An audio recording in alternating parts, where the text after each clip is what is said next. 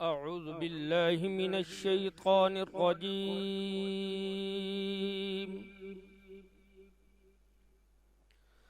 بسم الله الرحمن الرحيم.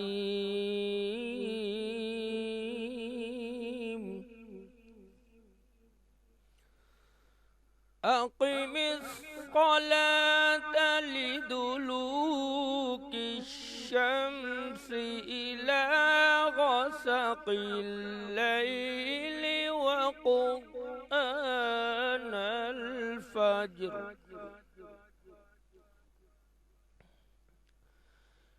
إن قرآن الفجر كان مشهودا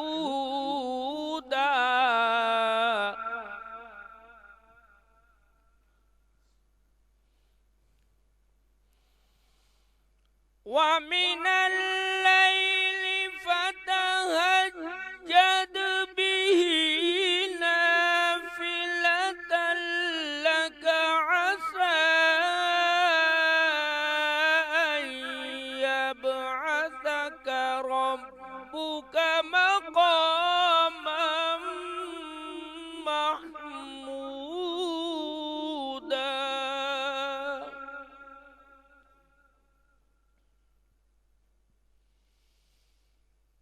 وقل رب أدخلني مدخل صدق وأخرجني مخرج صدق واجعل لي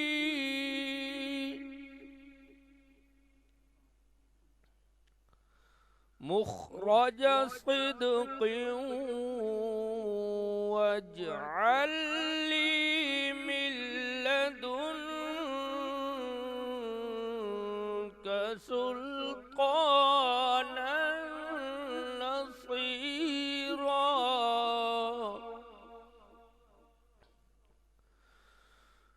وقل جاء الحق وزهق الباطل إن الباطل كان زهوقا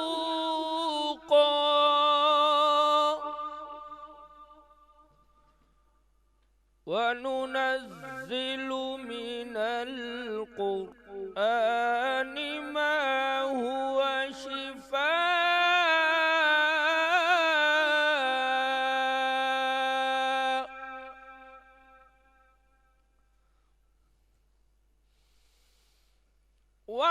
وننزل من القرآن ما هو شفاء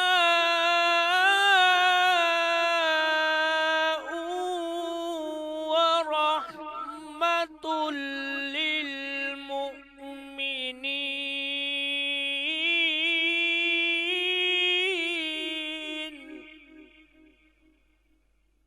ولا يزيد الظالمين إلا خسارا. صدق الله العلي العظيم. شروع اللہ کے نام سے جو بڑا مہربان اور نہایت رحم کرنے والا ہے۔ اے رسول صلی اللہ علیہ وآلہ وسلم، سورج کے ڈھلنے سے رات کے اندھیرے تک نماز ظہر، عصر، مغرب، عشاء پڑھا کرو اور نماز صبح بھی، کیونکہ صبح کی نماز پر دن اور رات دونوں کے فرشتوں کی گواہی ہوتی ہے، اور رات کے خاص حصے میں نماز تہجد پڑھا کرو۔ یہ سنت تمہاری خاص فضیلت ہے۔ قریب ہے کہ قیامت کے دن خدا تم کو مقام محمود تک پہنچا دے، اور یہ دعا مانگا کرو کہ اے میرے پروردگار مجھے جہاں پہنچا اچھی طرح پہنچا، اور مجھے جہاں سے نکال تو اچھی طرح سے نکال، اور مجھے خاص اپنی بارگاہ سے حکومت عطا فرما جس سے ہر قسم کی مدد پہنچے، اور اے رسول صلی اللہ علیہ وآلہ وسلم کہہ دو کہ دین حق آ گیا اور دین باطل نیست و نابود ہوا۔ اس میں شک نہیں کہ باطل مٹنے ہی والا تھا، اور ہم تو قرآن میں وہی چیز نازل کرتے ہیں جو مومنوں کے لیے سراسر شفا اور رحمت ہے، مگر نافرمانوں کے لیے سراسر خسارہ ہی خسارہ ہے۔ بسم اللہ الرحمن الرحیم۔ السلام علیکم ناظرین، مرحبا سحری ٹرانسمیشن میں ایک مرتبہ پھر خوش آمدید۔ میں ہوں آپ کا میزبان سید عمران مہدی، اور میرے ساتھ ہیں سیدہ ہرا شرازی۔ آج کی ایک مرتبہ پھر ٹرانسمیشن لے کر آپ کی خدمت میں حاضر ہوئے ہیں۔ ماہ مبارک رمضان اپنی پوری رونق کے ساتھ جاری و ساری ہے۔ پروردگار عالم ہمیں مزید سے مزید عبادتیں کرنے کی توفیق عطا فرمائے۔ یقیناً اس ماہ مبارک رمضان میں پروردگار کی طرف سے رحمتیں نازل ہو رہی ہوتی ہیں، جب یہ ایک ایسا ماحول بن جاتا ہے کہ وہ مومنوں کو اپنی گرفت میں لے لیتا ہے۔ صاحبان ایمان کے دل میں ایمان کی لہریں مزید معجزن ہو جاتی ہیں، اور ایمان کا چراغ اور اس کی لو مزید بڑھ جاتی ہے، اور اگر یہ لو خدا سے لگ جائے تو اس سے زیادہ کامیاب انسان کوئی بھی نہیں۔ پروردگار عالم نے ایک قدم تمہاری طرف بڑھایا ہے، اب یہ تمہاری ذمہ داری ہے کہ تم اپنے آپ کو خدا کی طرف بڑھاؤ۔ یہ وہ دن ہیں کہ جب اپنے گناہوں کی مغفرت کروائی جا سکتی ہے، یہ وہ دن ہیں کہ جب انسان اپنی زندگی کو بالکل تبدیل کر سکتا ہے۔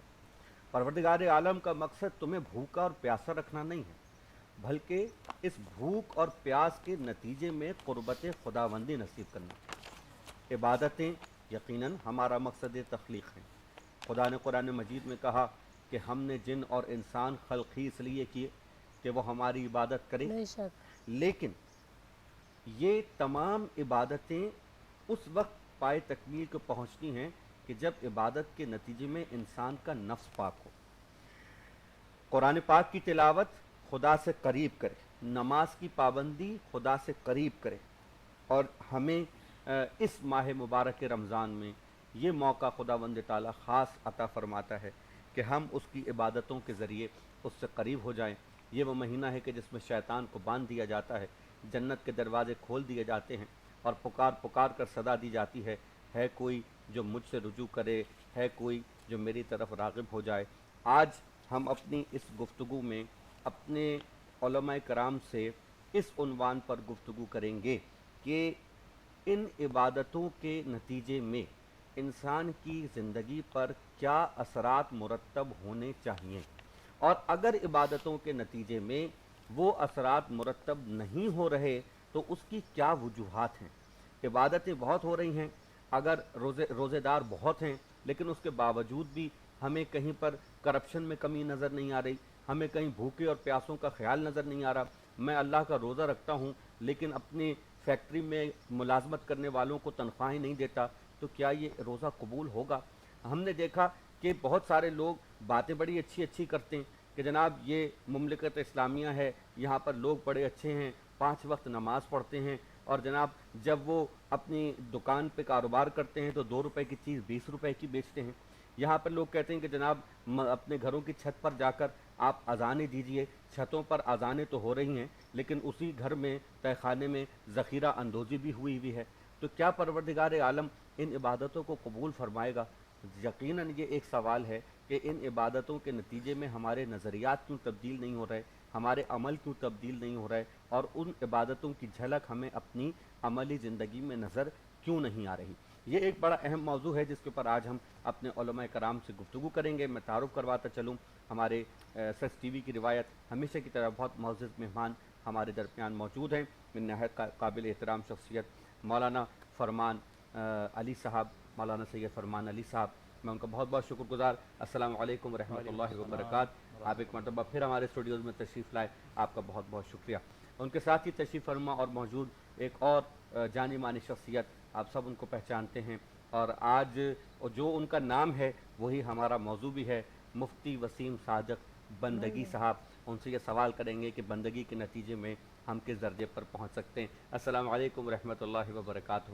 اور ان کے ہی ساتھ میں بیٹھے ہیں عزیز الدین خاکی صاحب، ہمارے بہت ہی پیارے، بڑے ہی محترم، اور بندگی کا ایک بہت خاص تعلق خاکساری سے ہے۔ تو جب تک انسان بندگی کے نتیجے میں خاکساری نہیں پیدا کرتا تو اس کا کوئی حاصل نہیں ہوتا۔ تو بندگی صاحب اور خاکی صاحب ساتھ ساتھ بیٹھے ہیں آپ کی خدمت میں بھی۔ السلام علیکم ورحمۃ اللہ وبرکاتہ۔ اور ان کے ساتھ تشریف فرما اور موجود ایک بہت اچھی آواز، نعت پڑھتے ہیں بڑے دل سے، میں ان کا بہت بہت شکر گزار ہوں، ہمارے بہت پیارے محمد شکیل صاحب۔ السلام علیکم ورحمۃ اللہ وبرکاتہ۔ ان کے ساتھ ہی تشریف فرما اور موجود قاری صاحب کے جن کی تلاوت سے ہمارے پروگرام کا آغاز ہوتا ہے، قاری فیصل محمود وڑائی صاحب۔ السلام علیکم ورحمۃ اللہ وبرکاتہ۔ اور ان کے ساتھ تشریف فرما ہے سچ ٹی وی کی مرحبا سحری ٹرانسمیشن میں آج ہمارے ہاں پہلی دفعہ تشریف لائے ہیں اس سال کی نشریات میں، ایک ابھرتا ہوا نام، ایک بڑی خوبصورت آواز، انہوں نے بہت کم عرصے میں اپنا ایک نام بنایا، اپنی ایک شناخت بنائی، ذکر محمد اور آل محمد کرتے ہیں، اور پروردگار عالم اسی طرح ان کو کامیابیاں اور کامرانیاں عطا فرمائے۔ نعت خواں، منقبت خواں جناب موسیٰ رضا، السلام علیکم ورحمۃ اللہ وبرکاتہ۔ اس کے ساتھ ہی ساتھ کچن میں ہمارے ساتھ موجود ہیں روزانہ کی طرح زبردست ڈشز کے لیے، ریسیپیز کے لیے سمین، آپ کی خدمت میں بھی السلام علیکم ورحمۃ اللہ وبرکاتہ۔ آپ کا بھی بہت بہت شکریہ۔ یقیناً یہ ٹرانسمیشن آگے بڑھے گی، لیکن اس ٹرانسمیشن کو آپ تک پہنچانے کے لیے ہمیں کچھ تعاون کی یقیناً ضرورت رہتی ہے، اور جو لوگ تعاون کر رہے ہیں ہم ان کے بہت بہت شکر گزار ہیں۔ سب سے پہلے میں شکریہ ادا کرنا چاہوں گا حبیب آئل کا، کیونکہ یہ دل کا معاملہ ہے۔ حبیب آئل مل، ان کا اور سچ کا ساتھ بہت پرانا اور انشاءاللہ رہے گا۔ اس کے ساتھ ہی ساتھ ملکہ فوڈز کا بہت بہت شکریہ، اور کاروان امیر حمزہ کا بہت بہت شکریہ۔ تو روزانہ کی طرح ہمارے ٹرانسمیشن ہے علم و عمل کے سیگمنٹ کی جانب جائیں گے، لیکن آج خاکی صاحب کی موجودگی سے اگر آپ کی اجازت ہو تو فائدہ اٹھائیں، اور خاکی صاحب سے گزارش کریں کہ اگر آج آغاز آپ کسی حمدیہ کلام سے کریں یا جو بھی آپ پڑھنا چاہیں۔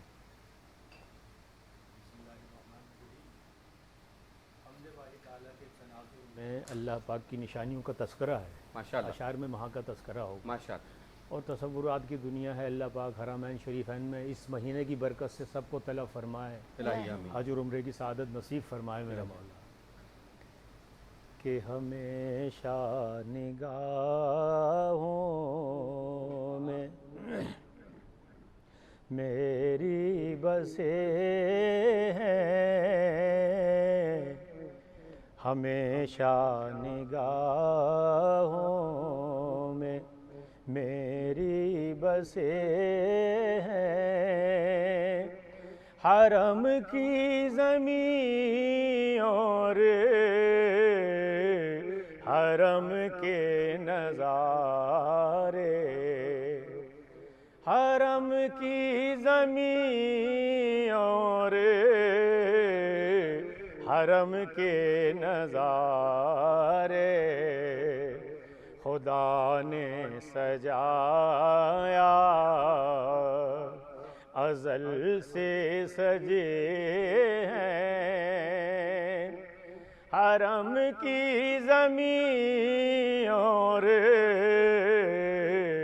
حرم کے نظارے،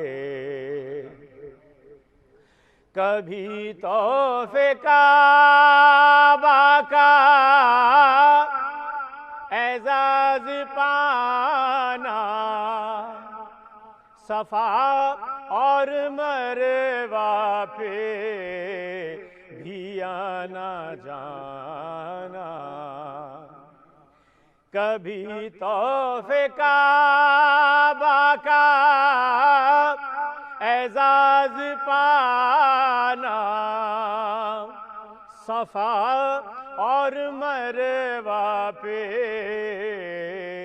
بھی آنا جانا، میرے قلب و جان میں اتر سے گئے ہیں، میرے قلب و جان پہ اتر سے گئے ہیں، حرم کی زمین اور حرم کے نظارے۔ اور حدود اربع دیکھیے حرم شریف کا کیا ہے کہ ادھر سنگ اسود ادھر ملتزم ہے، ادھر سنگ اسود ادھر ملتزم ہے، اور یہ ہے چاہے زمزم وہ میزاب رحمت، یہ ہے چاہے زمزم وہ میزاب رحمت، صدا آئی دل سے کہ تیرے لیے ہے، حرم کی زمین اور حرم کے نظارے، نظر میں ہے باب سلام اللہ اللہ، سجود و قعود و قیام اللہ اللہ، نظر میں ہے باب سلام اللہ اللہ، سجود و قعود و قیام اللہ اللہ، اجالے دلوں میں کیے جا رہے ہیں، حرم کی زمین اور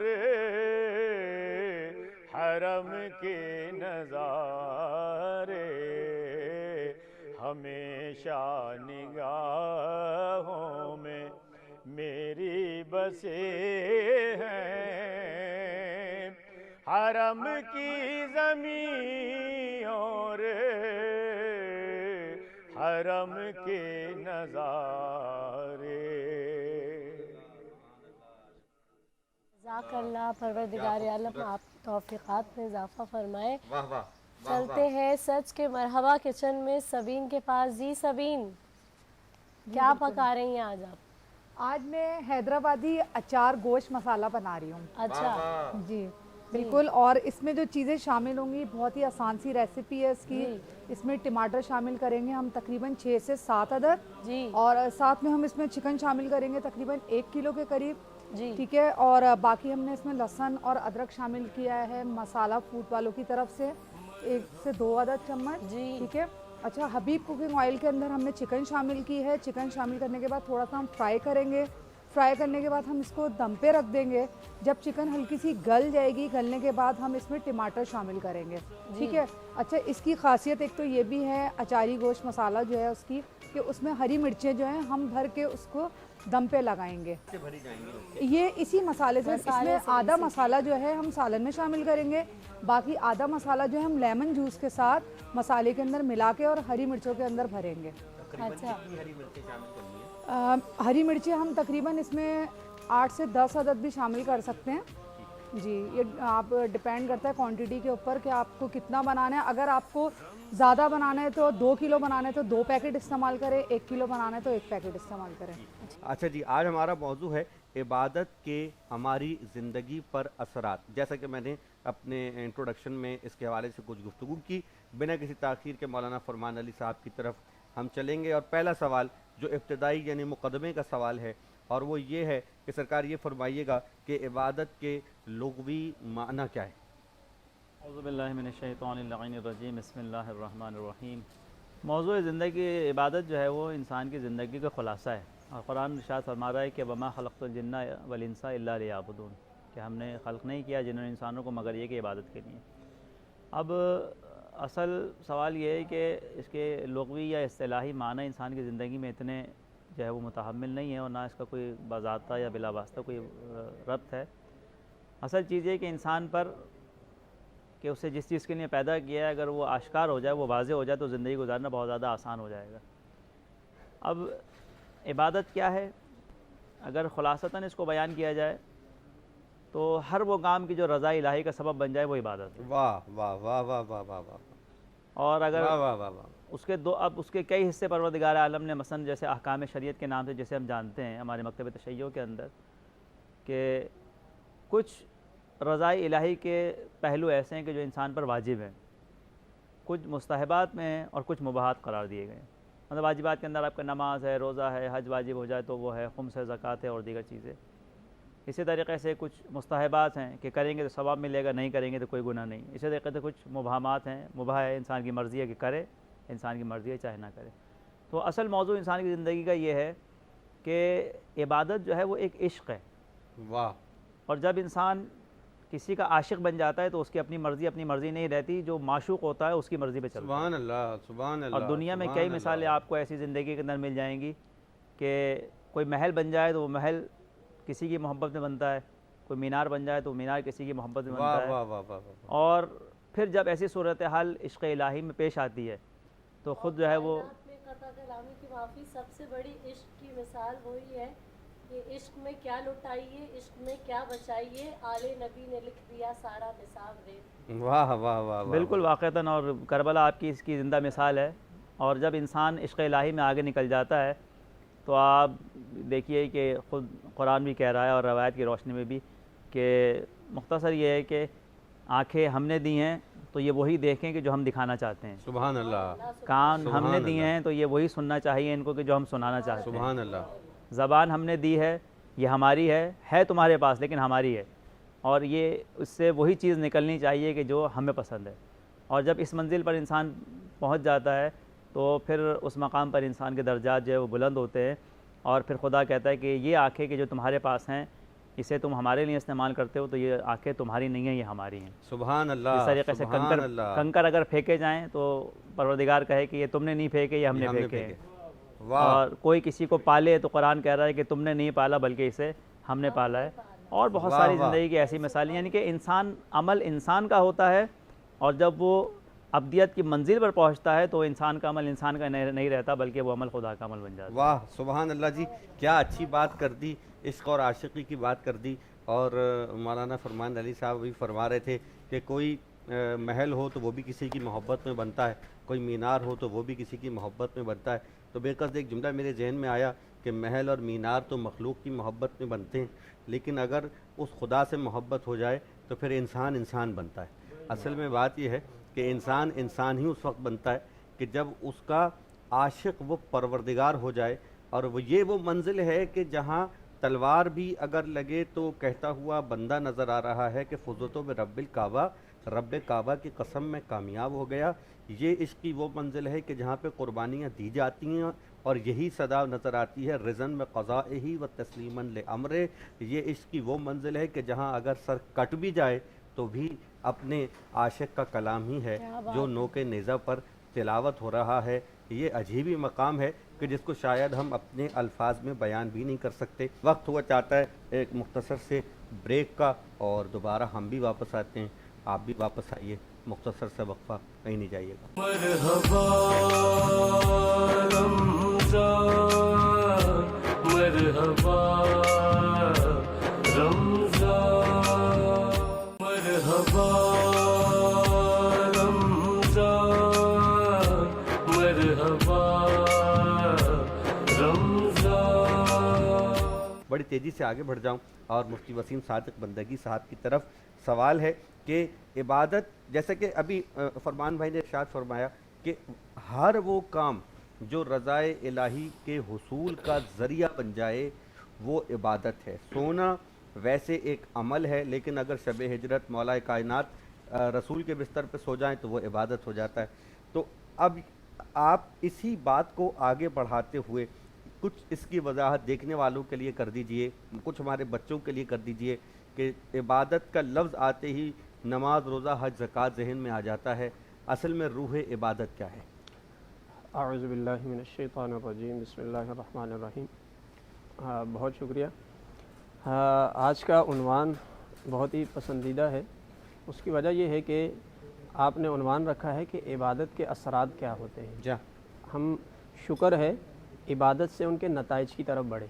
वाह। यानी हमें ये पता कैसे चले कि हमने जो इबादत की है कि वो इबादत वाकई कबूल हो भी रही है या नहीं हो रही। वाह। क्योंकि उसके असरात और नताइज पर हम बात करेंगे तो हमें समझ में आएगा कि इबादत किस तरह होनी चाहिए, कैसी होनी चाहिए, और फिर उस इबादत की हमें खैर व बरकत किस अंदाज से ज़ाहिरी तौर पर दुनिया में नज़र भी आएगी। हम जब भी इबादत की बात करते हैं तो जहनों में एक सवाल पैदा होता है जो आपने भी कायम किया कि नमाज, तस्बीह, तहलील, जब भी हम ये बात करते हैं कि इंसान को इसीलिए पैदा किया गया कि वो क्या करे, अल्लाह की इबादत करे। असल में इबादत को समझना है, क्योंकि दीन इस्लाम एक ऐसा दीन है कि जिसके अंदर बड़ा तवाज़ुन रखा गया है। हर चीज़ के अंदर बड़ी मयाना रवी रखी गई है।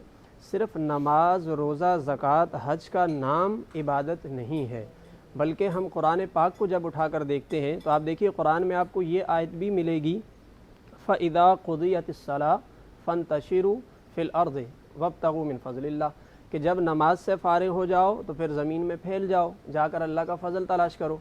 अब ये भी कुरान ही का हुक्म नज़र आ रहा है हमें। कुरान ने ये भी बयान किया वअइद्दू लहुम मस्ततअतुम मिन कुव्वा व मिन रिबातिल खैल, फरमाया कि तुम अपना दिफाई निज़ाम भी मजबूत और मुस्तहकम बनाओ अगर तुम्हें दुश्मन से मुकाबला करना है। ये भी कुरान ही का हुक्म है। अब जब हम इन दोनों आयात को सामने रखते हैं तो नतीजा हमारे सामने आता है कि सिर्फ नमाज का नाम इबादत नहीं होगा, बल्कि खुलासा ये निकला कि आपका हर काम अगर इताअत इलाही के ज़ुमरे में आ जाता है, इताअत रसूल के ज़ुमरे में आ जाता है, तो आपका हर काम इबादत बनेगा। सुभान अल्लाह। अच्छा, फिर हम इसको थोड़ा सा तकसीम भी करके देखेंगे, डिवाइड करेंगे। इस लिहाज से नमाज हम पढ़ते हैं, रोज़ा रखते हैं, ज़कात, हज वगैरह करते हैं। अगर हम इसको अपनी पूरी ज़िंदगी के ऊपर तकसीम करें तो ये तकरीबन 5% बनेगा।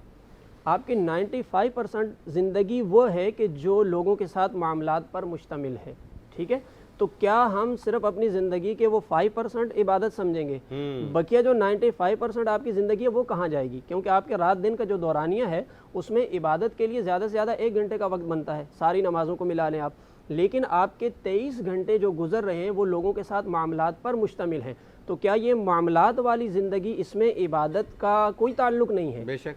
हालांकि सारा का सारा ताल्लुक़ आपकी उस 1 घंटे की इबादत का इस 23 घंटे के मामलात पर मुश्तमिल है। यानी आपके जो मामलात हैं, जो लोगों के साथ रवैया है, आपका उठना बैठना, आपका लेन देन करना, ये सारा का सारा इताअत इलाही के मुताबिक अगर होगा तो ये सब इबादत होगा। और इसी इबादत के लिए वो आप 1 घंटे की इबादत करते हैं। जो हम 1 घंटे की इबादत करते हैं वो इन 23 घंटों के लिए करते हैं। ये एक मश्क होती है, एक तालीम होती है। बहुत अच्छी बात की। क्योंकि जब हम कुरान पाक को उठाकर पढ़ते हैं तो कुरान तो हमें ये बताता है इन्नस्सलात तन्हा अनिल फहशाइ वल मुनकर, कि ये जो नमाज हम पढ़ते हैं तो नमाज बुराई से रोकेगी, बेहयाई से रोकेगी। जाहिर सी बात है नमाज के अंदर तो कोई बेहयाई माज़अल्लाह नहीं है, नमाज के दौरानिए में तो कोई ऐसी बात नहीं है। बल्कि जब आप नमाज से निकल कर माशरे में आते हैं, आप लेन देन के मामलात में आते हैं, तो वहाँ पर जाकर पता चलता है कि आपका रवैया क्या है, आपका तरीका क्या है। अब अगर आपने नमाज बेहतर अंदाज में पढ़ ली, जो पढ़नी चाहिए थी, उस पर आगे चल के हम बात करेंगे, तो फिर उसके बाद जब आप माशरे में आएंगे तो फिर पता चलेगा कि भाई आपकी नमाज के असरात नज़र आ रहे हैं। अब आप अपनी ज़िंदगी उसके मुताबिक गुजारे हो जिसका अल्लाह और उसके रसूल ने हुक्म दिया है। इसके साथ फिर जाकर यानी ये आपका दीन मुकम्मल होता है, इसके बगैर दीन मुकम्मल नहीं होता। ये बड़ी खूबसूरत बात अभी मुफ्ती साहब ने की, जिसकी तरफ मैं ज़रूर इशारा करना चाहूँगा कि इस्लाम ने दीन और दुनिया के दरमियान एक मुतवाज़िन ज़िंदगी का हुक्म दिया। अच्छा, ये सवाल हम कभी बच्चों से करते हैं कि जनाब आप ज़रा बताइए कि इस्लाम ने ना रहबानियत का हुक्म दिया है, न ही ये कहा है कि तुम दुनिया में मशगूल हो जाओ। एक मुतवाज़िन ज़िंदगी से क्या मुराद? अब जब वो बात करते हैं जी हुकूक अल्लाह और हुकूकुल इबाद, तो कहते हैं जी ये कहीं नहीं लिखा कि तुम अल्लाह की याद में ही लग पड़ो और तुम जो हो दुनिया को भूल जाओ, या तुम दुनिया में इतने लग पड़ो कि अल्लाह को भूल जाओ। बुनियादी बात असल में यही है कि आप जब कोई काम करें और उसमें अल्लाह के अहकामात की पैरवी हो तो वो काम इबादत बन जाता है। यही बात है। यानी नमाज आपने पढ़ी, आपने रोज़ा रखा, आपने हज किया, आपने ज़कात दी, आपने जिहाद किया, लेकिन उसके बाद जब आपने मामलात उन अहकामात के मुताबिक गुजारे کہ جو اللہ کے احکامات ہیں تو دراصل یہ عبادت ہے. حقوق العباد اور حقوق اللہ کو یوں الگ الگ کرنے کی ضرورت نہیں ہے. لوگ بڑی باتیں کرتے ہیں, شعر سناتے ہیں کہ جی درد دل کے واسطے پیدا کیا انسان کو ورنہ طاعت کے لیے کم نہ سے کر رہو بیا. وہ باتیں سب اپنی جگہ ہیں, لیکن معاملات پر جب تک ہم اس کے اثرات نہیں ہوں گے اس وقت تک جو ہے وہ عبادت اپنی منزل کو نہیں پہنچے گی. بڑی دیر سے جناب جی آپ کچھ فرمانے چاہ رہی ہیں, ضرور کہیے. ایسا ہی. اور علامہ سید فرمان علی صاحب نے ابتدائی مجلس میں ہی اختتام مجلس کا جو ہے وہ جملہ میں سمجھتی ہوں کہ مکمل ہو گئی پوری بات یہیں پر, جو انہوں نے کہا کہ جو کام بھی رضائے الہی کا سبب بن جائے وہ عبادت. اصل میں تو بات یہی ہے کہ ابتدا میں ہی بات مکمل ہو جاتی ہے. سارا قرآن جو ہے وہ ایک نقطے کا ہی پھیلاؤ ہے, جو بائے بسم اللہ کے نیچے لگا ہوا ہے اس نقطے کا ہی پھیلاؤ ہے سب. تو ہماری جو ساری ٹرانسمیشن ہوگی اسی نقطے کے پھیلاؤ کی ہوگی, اور ان کا تذکرہ کرتے ہیں ہمارے موسیٰ رضا صاحب. بڑی شاندار منقبتیں پڑھتے ہیں. اور جی موسیٰ رضا ہمارے ساتھ موجود ہیں, تو ان کی موجودگی کا بھرپور فائدہ اٹھائیں گے اور ان سے کوئی بہترین سا کلام سنیں گے. ہے کون مظہر خدا بتا دیا حسین نے, ہے کون مظہر خدا بتا دیا حسین نے, کہ اختیار کن ہے کیا دکھا دیا حسین نے. ملک وہ فطر سے غزیں اڑے گا کیسے پر نہیں, ملک وہ فطر سے غزیں اڑے گا کیسے پر نہیں, مگر دلا کے اس کو پر اڑا دیا حسین نے, کہ اختیار کن ہے کیا دکھا دیا حسین نے. یزید داغدار کر رہا تھا کل خدائی کو,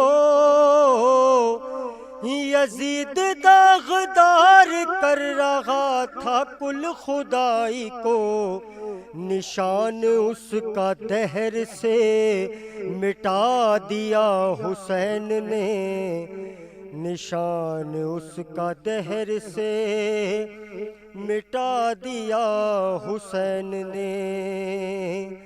کسی کے سامنے نہیں جھکایا اپنا سر مگر, کسی کے سامنے نہیں جھکایا اپنا سر مگر, خدا کی بات آئی سر جھکا دیا حسین نے, خدا کی بات آئی سر جھکا دیا حسین نے. سر سنا تو غور کر کلام کر رہا ہے سر, سر سنا تو غور کر کلام کر رہا ہے سر, زمانے دیکھ موت کو ہرا دیا حسین نے, زمانے دیکھ موت کو ہرا دیا حسین نے.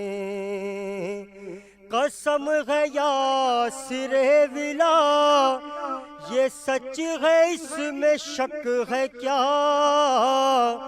قسم ہے یاسر ولا یہ سچ ہے اس میں شک ہے کیا, میں بے ہنر تھا با ہنر بنا دیا حسین نے, میں بے ہنر تھا با ہنر بنا دیا حسین نے. سبحان اللہ سبحان اللہ. ماشاء اللہ, پروردگار عالم آپ کو جزائے خیر عطا فرمائے. اور ذکر ہو گیا ہے اس ہستی کا جو تاجدار کربلا ہے, جگر گوشہ رسول ہے, علی و فاطمہ کے دل کا چین ہے. ہم آئیں گے پھر سے علم و عمل کا سیگمنٹ. یقیناً علماء کرام کی گفتگو جاری ہے, اور سوال جو ہیں وہ عبادات کے حوالے سے میں نے وسیم صاحب کی طرف سوال کیا, اور اب میں چاہوں گا کہ فرمان صاحب کی طرف ایک اور سوال جو کہ بڑا قیمتی سوال ہے جی۔ اور اس میں میں اپنا ایک ذاتی بھی تجربہ شامل کر لوں گا. فرمان بھائی سے بھی بات کریں گے اور مفتی صاحب سے بھی بات کریں گے. روزہ رکھتے ہیں جناب, نمازیں پڑھتے ہیں, زیارات پہ جاتے ہیں, حج کرتے ہیں, عمرے کی ادائیگی کرتے ہیں, ان عبادات کے باوجود بھی اپنے اندر کوئی تبدیلی نہیں لے کے آتے اور معاشرے میں ہمیں ویسے اثرات نظر نہیں آتے جیسے ہونے چاہیے. مثال کے طور پر ایک چھوٹی سی بات آپ کو بتاتا ہوں, اسی پر آپ تبصرہ کیجیے گا. ہم نے ان لاک ڈاؤن کے دنوں میں اپنے چکن والے سے کہا بھائی چکن پہنچا دو. انہوں نے کہا جی کتنی پہنچا دیں؟ ہم نے کہا اتنی پہنچا دیجیے. تو انہوں نے کہا اچھا جی لے آتے ہیں. وہ لائے, کہنے لگے بھائی پاکستان پہ اللہ کا بڑا کرم احسان ہے کہ یہاں پہ حالات اتنے خراب نہیں ہیں, کیونکہ روزانہ جو ہے لوگ 5 وقت کی نماز بھی پڑھ رہے ہیں اور گھروں پہ جو ہے چھتوں پہ اذانیں بھی ہو رہی ہیں. انہوں نے کہا جی کیا حساب لگائی مرغی؟ انہوں نے کہا 260 روپے مرغی. ہم نے دے دیے پیسے. اسی وقت بھائی صاحب ہمارے داخل ہوئے, ان کے ہاتھ میں مرغی تھی. میں نے کہا بھیا کیا حساب لے کے آئے؟ وہ کہنے لگا 220 روپے. میں نے کہا ابھی یہ مجھے 10 منٹ سے کھڑا ہوا نماز اور روزے کے اور اذان کے فوائد بتا رہا تھا اور 40 روپے پر کے جی کے حساب سے مرغی جو ہے وہ زیادہ کی دے گیا. تو ایسے لوگوں کے لیے کیا کیا جائے کہ جو 5 وقت نمازی پڑھ رہے ہیں اور چھتوں پہ اذانیں بھی دے رہے ہیں اللہ سے, کہہ رہے ہیں کہ تو ہمارے پر رحم کر, اور پر کے جی جو ہے وہ 40 روپے زیادہ بھی لے کے جا رہے ہیں. کیا کہیں گے؟ بسم اللہ الرحمن الرحیم. عبادت جو ہے اور اس کے اثرات, ہمارے یہاں مسئلہ یہ ہے کہ 2 چیزیں بڑی زیادہ اہم ہیں ہر موضوع میں اور ہر چیز کے اندر. ایک ہوتا ہے اس کا طریقہ اور دوسری ہوتی ہے توجہ. مثلا ہم کہتے ہیں کہ نماز اللہ کا حکم ہے لیکن پڑھیں گے اپنے طریقے سے. واہ تو حکم تو اللہ کا ہے لیکن جب اپنے طریقے سے پڑھیں گے تو اس کا مطلب ہے کہ اس کا اثر ظاہر نہیں ہوگا. اب جب حکم وہاں سے آیا ہے تو اس کا طریقہ بھی وہیں سے آئے گا. واہ. اور جب طریقہ وہاں سے آئے گا اور اس طریقے کے مطابق وہ چیز پڑھی جائے گی, وہ کام کیا جائے گا, تو اس کا مطلب یہ ہے کہ اس کا اثر پھر کچھ اور ظاہر ہوگا. مثلا نماز ہے تو اس میں قرأت کے مسائل ہیں, رکوع سجود ہے, کب کتنا انجام دینا ہے, اور بہت سارے مسائل ہیں. تو جب تک ہم کسی کام کو اس کے بتائے ہوئے طریقے کے مطابق اور توجہ سے نہیں کریں گے تو اس کا اثر کبھی بھی ظاہر نہیں ہوگا. ہمارے ساتھ سب سے بڑی مصیبت تو یہ ہے کہ ہم نماز تو پڑھتے ہیں, اکثریت کی مثال ہے, کسی سے آپ بولیے کہ سورہ الحمد سنا دیجئے تو شاید مشکل سے وہ پوری صحیح سورہ الحمد جو ہے وہ سنا سکے. مثلا ایک 40 سال کا آدمی, 50 سال کا آدمی ایک مختصر سی 4 رکعتی نماز, میں اکثر یہ جملہ کہتا ہوں اپنی مجالس کے اندر بھی اور محافل میں بھی اور مسجد میں بھی, کہ 40-50 سال کی زندگی کے اندر انسان ایک 4 رکعت نماز صحیح نہیں کر سکا. اللہ اکبر. مثلا پوری اگر آپ صلاۃ کے متعلق مسائل کی کتاب اٹھا کے دیکھیں تو کتنے مسائل کی ہوگی, مثلا کتنے پیج کی ہوگی؟ جیسے 100 پیج کی, کہ وہ بھی نہیں ہے تو میں نے بہت زیادہ کہہ دیا. بہت بتائیں. جی ہاں, اگر آپ 3 سے 4 پیج بھی اگر آپ اٹھا کے دیکھ لیں کہ جن کے اندر کلی طور پر نماز کے مسائل بیان کیے گئے, تو 60 سالہ زندگی کے اندر ہم تقریباً وہ بھی جو ہے وہ مسائل صحیح سے یاد نہیں کر پاتے. تو جب تک اس طریقے کے مطابق, جس طریقے کے مطابق اللہ ہم سے نماز پڑھوانا چاہتا ہے, ہم اس کے مطابق نہیں پڑھیں گے اور اپنی توجہ کہ اس توجہ کے ساتھ کہ وہی مثلا مرغی کی مثال, کہ وہی مرغی والا اگر نماز پڑھ رہا ہے اور نماز پڑھتے پڑھتے وہ دکان میں بھی سوچ رہا ہے کہ 1 گھنٹے میں میرے پاس 5 گاہک آتے ہیں تو مجھے تقریباً 3 گھنٹے گھر میں ہو گئے ہیں یا اتنے منٹ گھر میں ہو گئے, تو اب تک کتنے لوگ آ چکے ہیں؟ ارے مولانا اس پہ تو بڑا مشہور ایک وہ واقعہ ہے, بڑا لطیفہ ہے. کیا ہے بہرحال کہ وہ ایک صاحب نماز پڑھا رہے تھے اور ظہر کی نماز میں یہ مسئلہ ہو گیا کہ 3 پڑھائی یا 4 پڑھائی. کچھ لوگوں نے کہا 3 پڑھائی, کچھ نے کہا 4 پڑھائی. ایک تاجر تھا, اس نے کہا مجھے نہیں, میں حتماً بتا رہا ہوں کہ 3 پڑھائی. انہوں نے کہا بھائی آپ کو کیسے پتہ؟ کرنے لگا میری 4 دکانیں ہیں, میں روز 4 کا حساب کرتا ہوں, ہر رکعت میں 1 کا. تو ابھی تیسری دکان کا حساب کیا تھا کہ نماز تمام ہو گئی ہے. تو اس کا مطلب یہ ہے کہ 3 رکعت نماز ہوئی ہے, ابھی 4تھی رکعت باقی ہے. تو اس نے بتا دیا کہ یہ ہے. تو اب اس طریقے کی نماز کا کیا کیا جائے؟ تو اصل مسئلہ یہی ہے. اور دیگر ائمہ علیہ السلام اور انبیاء علیہ السلام کی زندگی میں آپ یہ دیکھیں کہ خود امیر المومنین کی زندگی کے اندر ایک جملہ مولا امیر المومنین حضرت علی بن ابی طالب کا کافی ہے شاید ہمارے لیے, کہ بعض افراد خوف سے, بعض افراد لالچ میں, یا بعض افراد صرف اس لیے کہ پڑھ لو تاکہ یہ سوال نہ ہو, بالکل جان چھوٹ جائے. بالکل. لیکن امیر المومنین نے اس مسئلے کو بہت زیادہ واضح کر دیا کہ نہ میں تیری عبادت اس لیے کرتا ہوں کہ مجھے تیری جنت کا شوق ہے, اور نہ اس لیے کرتا ہوں نہ کہ مجھے تجھ سے کوئی لالچ ہے اور نہ کوئی عذاب کا کوئی خوف ہے, بلکہ اس لیے کرتا ہوں کہ تو لائق عبادت. واہ واہ واہ واہ واہ. یعنی کہ تو لائق عبادت ہے, تو جو کام اس طریقے سے کیا جاتا ہے کہ یہ کام اس کا حق ہے واقعتاً کہ ایک آدمی صاحب عزت ہے تو اس کو عزت اس لیے دی جائے کیونکہ وہ صاحب عزت ہے، واہ، نہ کہ لالچ کی وجہ سے اور نہ ہی خوف کی وجہ سے۔ تو ہمارے یہاں اگر ہم عشقی منزل پہ اتنا پہنچ جائیں کہ ہم وہ کہیں کہ اب اللہ سے ملاقات کا وقت ہو گیا ہے، تو یہ نہ دیکھیں کہ کیا ہوگا اور کیا نہیں ہوگا، اور اس کے بتائے وہ طریقے کے مطابق آپ پڑھیں تو دیکھیں خود بخود اثرات جو ہے وہ ظاہر ہونے۔ پھر چھٹے امام حضرت امام جعفر صادق علیہ السلام سے سوال کیا گیا اس اثرات کے بارے میں، تو کہ مولا ہمیں کیسے پتہ چلے کہ ہماری یہ عبادتیں قبول ہو رہی ہیں، ہماری یہ ریاضتیں قبول ہو رہی ہیں؟ تو مولا نے ایک بہت ہی مختصر بات کہہ کے بالکل تمام کر دیا کہ اگر تم یہ دیکھو کہ تم اپنی تمام چیزوں کی مثلا اثرات بھی تو ہے نا کہ اثرات کیا ظاہر ہوں، ایگزیکٹلی، مثلا اثرات کا معنی یہ تو نہیں ہے کہ بھائی ہم 5 وقت کی پہلے نماز پڑھتے تھے تو چھوٹی داڑھی تھی، جی ہاں، ایک مہینے بعد دیکھا تو بہت زیادہ لمبی ہو گئی، جی ہاں، بھائی اثر ظاہر ہو گیا کہ یہ تو جی، ماشاءاللہ جی، 5 اثر ظاہر ہو گیا۔ تو اس کا معنی یہ تو نہیں ہے، اثرات مولا نے واضح کیا، اثرات یہ ہیں کہ تم یہ دیکھو کہ اگر تم اپنی عبادتوں کی وجہ سے اللہ سے قریب ہو رہے ہو تو اس کا معنی یہ کہ تمہاری عبادتیں قبول ہو رہی ہیں، واہ، اور اگر تم یہ دیکھ رہے ہو کہ تم اللہ سے قریب نہیں ہو رہے بلکہ تم اس سے دور ہوتے چلے جا رہے ہو، مثلا تمہارے اندر روحانیت کا جو پیکر ہے وہ اوپر جانے کے بجائے نیچے آ رہا ہے، ہمدردی کا جو پیکر ہے، اخلاقیات کا جو تمہارے اندر جو تسلسل باقی ہے وہ اوپر جانے کے بجائے نیچے آ رہا ہے، تو اس کا مطلب یہ ہے کہ تم اللہ سے قریب نہیں ہو رہے۔ اس کا مطلب ہے کہ تمہاری ظاہری عبادتیں جو ہیں وہ تمہارے نفس کو مطمئن کرنے کے لیے ہیں، اللہ کو مطمئن کرنے کے لیے نہیں ہے۔ یہ عرض کرنا چاہوں گا کہ ایک تو وہ لوگ ہیں کہ جو عبادات انجام دے رہے ہیں اور ساتھ ساتھ اپنے معاملات کو بہتر نہیں کر رہے، دوسرے میں نے کچھ وہ لوگ بھی دیکھے ہیں کہ جو 5 وقت کی نماز بھی پڑھ رہے ہیں اور حد الوسع اور حد الامکان یہ کوشش کر رہے ہیں کہ وہ عبادات انجام دیں، لیکن وہ جو روحانیت اور عشق کی بات ہے کہ جب وہ روحانیت اور عشق کا دروازہ یعنی جس کی تلاش ہے ہمیں کہ وہ کھلے، یہ تمام عبادتیں تو اس کے لیے ہیں نا کہ ہم روحانیت کی جانب جائیں اور ہم عشق کی جانب جائیں، اور پھر ہم عبادت کو ایک بوجھ سمجھ کر نہیں، پھر ہم عبادت شوق سے کریں، ہم عبادت خوف سے نہیں، ہم عبادت شوق سے کریں۔ تو ان لوگوں کے لیے بھی اگر وہ دروازہ نہیں کھل رہا، یعنی وہ نماز پڑھ رہے ہیں اور ان کے ذہن میں بھی یہ بات ہے کہ ہمیں خدا کی طرف جانا ہے اور وہ دروازہ نہیں کھل رہا، تو وہ ایک درمیان کی جو کیفیت ہے وہ بڑی ایک اضطراب کی سی کیفیت ہوتی ہے۔ یہ میں تھوڑا سا اپنی بات کو سطح عمومی سے بلند کر رہا ہوں، ان لوگوں کے لیے کیا ہے کہ وہ کیا کریں؟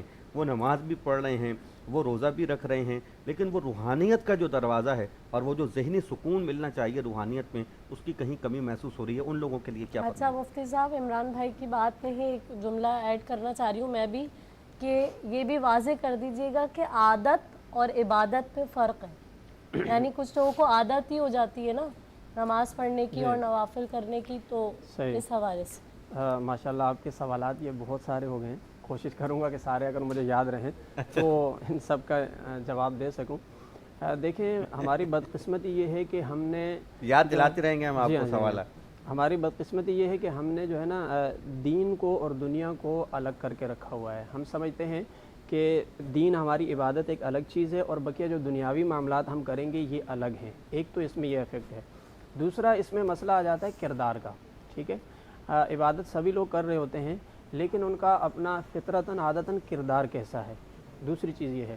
تیسری چیز جو آپ کے تمام سوالات کا جواب اس میں آئے گا کہ ہم جو عبادت کرتے ہیں اصل میں عبادت کا ایک ظاہر ہے اور عبادت کا ایک باطن بھی ہے، ٹھیک ہے؟ ظاہر سے مراد وہ ہے کہ جو آپ رسمی طور پر نماز میں کھڑے ہوتے ہیں، آپ رکوع اور سجود اور ساری چیزیں ادا کر رہے ہیں۔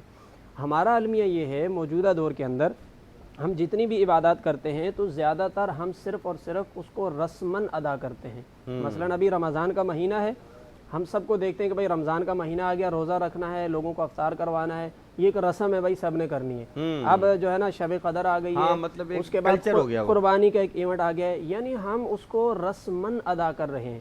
حالانکہ دین اسلام اپنے اندر ایک حقیقت رکھتا ہے، اس کا تعلق رسموں سے نہیں ہے، بظاہر وہ رسم ہے لیکن اس کی اپنی ایک باطنی صورت اور کیفیت بھی ہے۔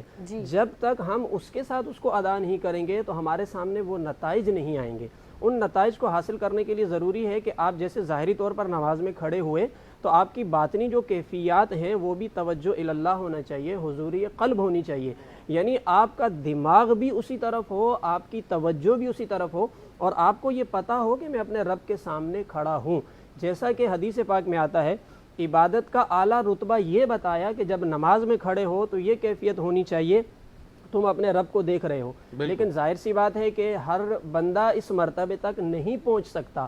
تو آپ علیہ السلام نے ادنا رتبہ ادنا درجہ یہ بتایا کہ کم از کم یہ تصور تو قائم کرو کہ رب تمہیں دیکھ رہا ہے. دیکھیں یہ ہمارے ہاں آج جو دور چل رہا ہے یہ کیمروں کا دور ہے. ٹھیک ہے, کسی کے اوپر آپ سیکیورٹی لگا دیں, دیکھنے کا کوئی نظام لگا دیں تو وہ اپنے آپ کو سنبھال کے رکھتا ہے اور بے تکلف ہو کر نہیں رہتا جب وہ کیمرے کے سامنے کھڑا ہوتا ہے. اسی طریقے سے جب آپ نماز میں کھڑے ہوں اور اگر آپ حضوری قلب کے ساتھ یہ تصور پختہ کر لیں کہ میرا رب مجھے دیکھ رہا ہے, اور رب کا دیکھنا کیا ہوتا ہے, وہ ظاہر شکل و صورت کو نہیں دیکھتا. اللہ کے نبی نے فرمایا کہ اللہ تمہاری شکل و صورت کو نہیں دیکھتا, تمہاری نیتوں کو دیکھتا ہے, تمہارے اخلاص کو دیکھتا ہے اور تمہاری توجہ کو دیکھتا ہے کہ تم کس جہت کس سمت پہ کھڑے ہو, کیا سوچ رہے ہو, کیا کر رہے ہو. اب اگر ہم اللہ کا وہ دیکھنا اس تصور کو ہم قائم کر لیں تو پھر یقیناً جب ہم عبادت میں کھڑے ہوں گے نا تو ظاہر کے ساتھ ساتھ ہمارا باطن بھی درست ہو جائے گا. جب باطن درست ہو جائے گا تو ہماری عبادت مکمل ہوگی, جب مکمل ہوگی تو پھر اس کے اثرات سامنے آئیں گے.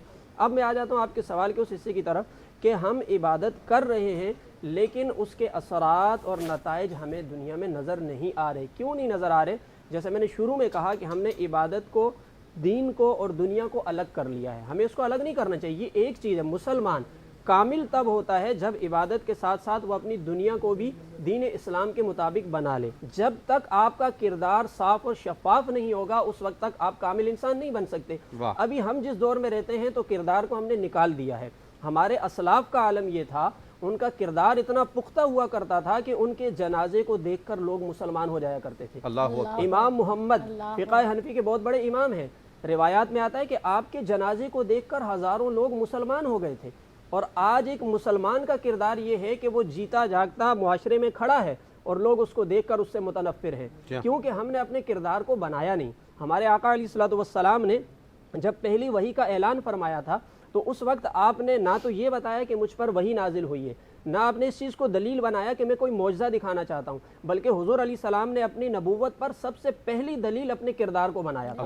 آپ علیہ السلام نے فرمایا کہ میں نے 40 سال تمہارے درمیان گزارے, بتاؤ کہ میرے ان 40 سال کو کیسے دیکھتے ہو؟ کہا صاف اور شفاف آئینے کی طرح دیکھتے ہیں. آپ صادق اور امین ہیں, آپ نے کبھی جھوٹ نہیں بولا, کبھی خیانت نہیں کی. تو آپ علیہ السلام نے فرمایا یہی میرا کردار میری نبوت پر دلیل ہے, سو مجھے مانو کہ میں اللہ کا نبی ہوں. واہ, سبحان اللہ, سبحان اللہ, سبحان اللہ. جی کیا اچھی گفتگو اور اللہ کے نبی کا تذکرہ وسیم صادق بندگی صاحب ابھی اپنے مخصوص انداز میں انہوں نے کیا, اور ہم چاہتے ہیں کہ اسی رسول کی مدح کو جی نعت کی صورت میں اگر شکیل صاحب سے سن لیا جائے.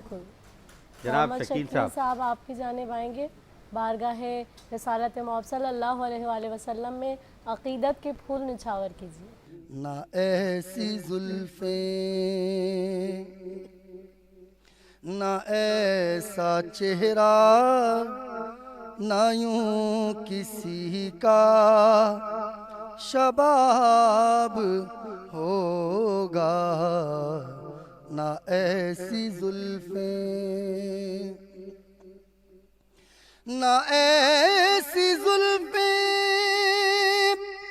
نہ ایسا چہرہ نہ یوں کسی کا شباب ہوگا.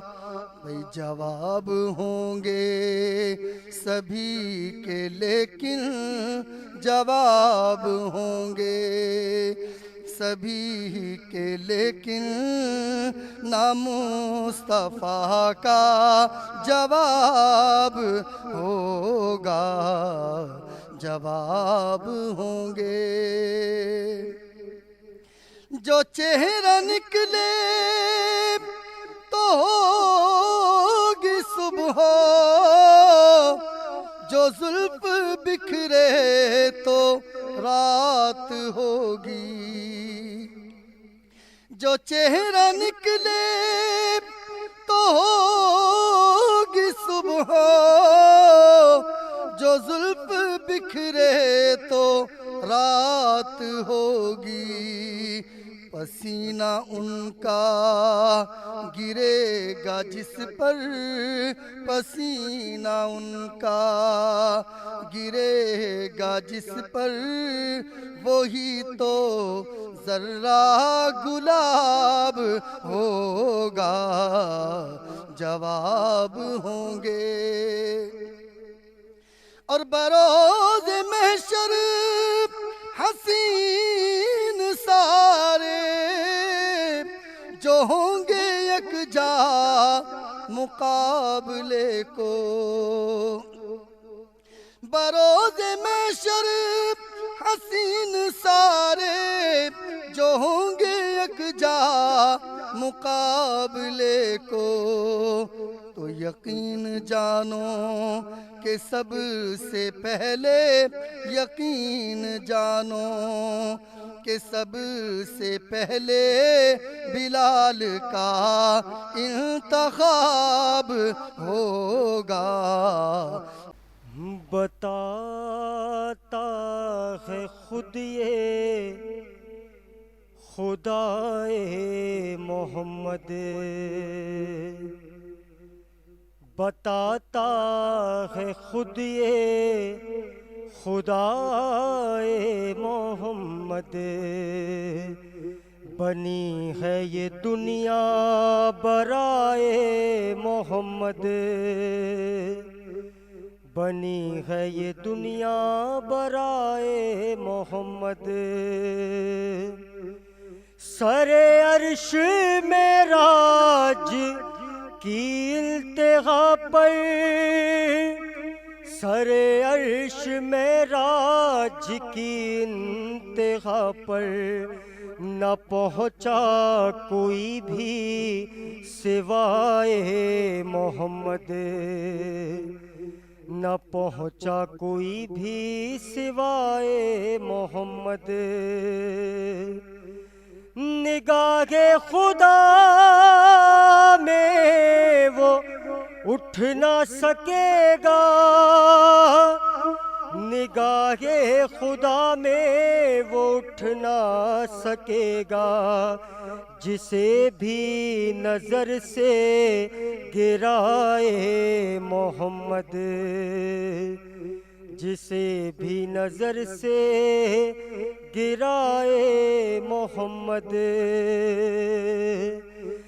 بڑے چین سے بستر مصطفیٰ پر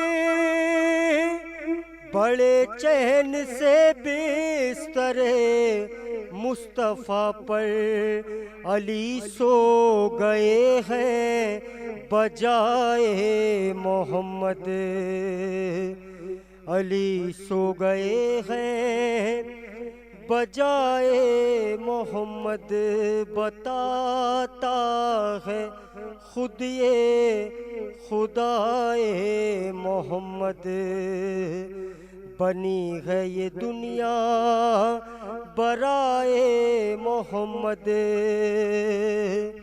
یہ منقل تو مولا سے ثابت ہوا ہے یہ منقل تو مولا سے ثابت ہوا ہے ولائے علی ہے ولائے محمد ولائے علی ہے ولائے محمد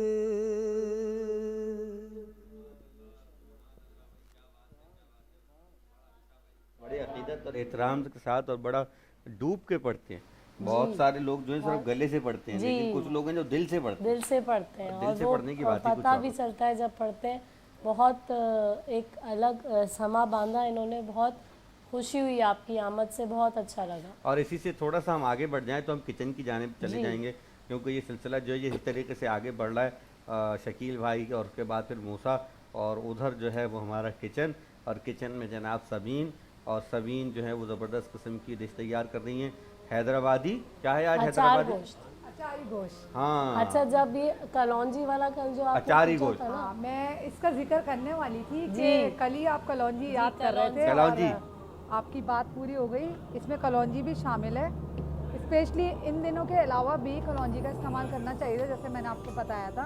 ठीक है, अच्छा ये सालन तैयार हो गया है।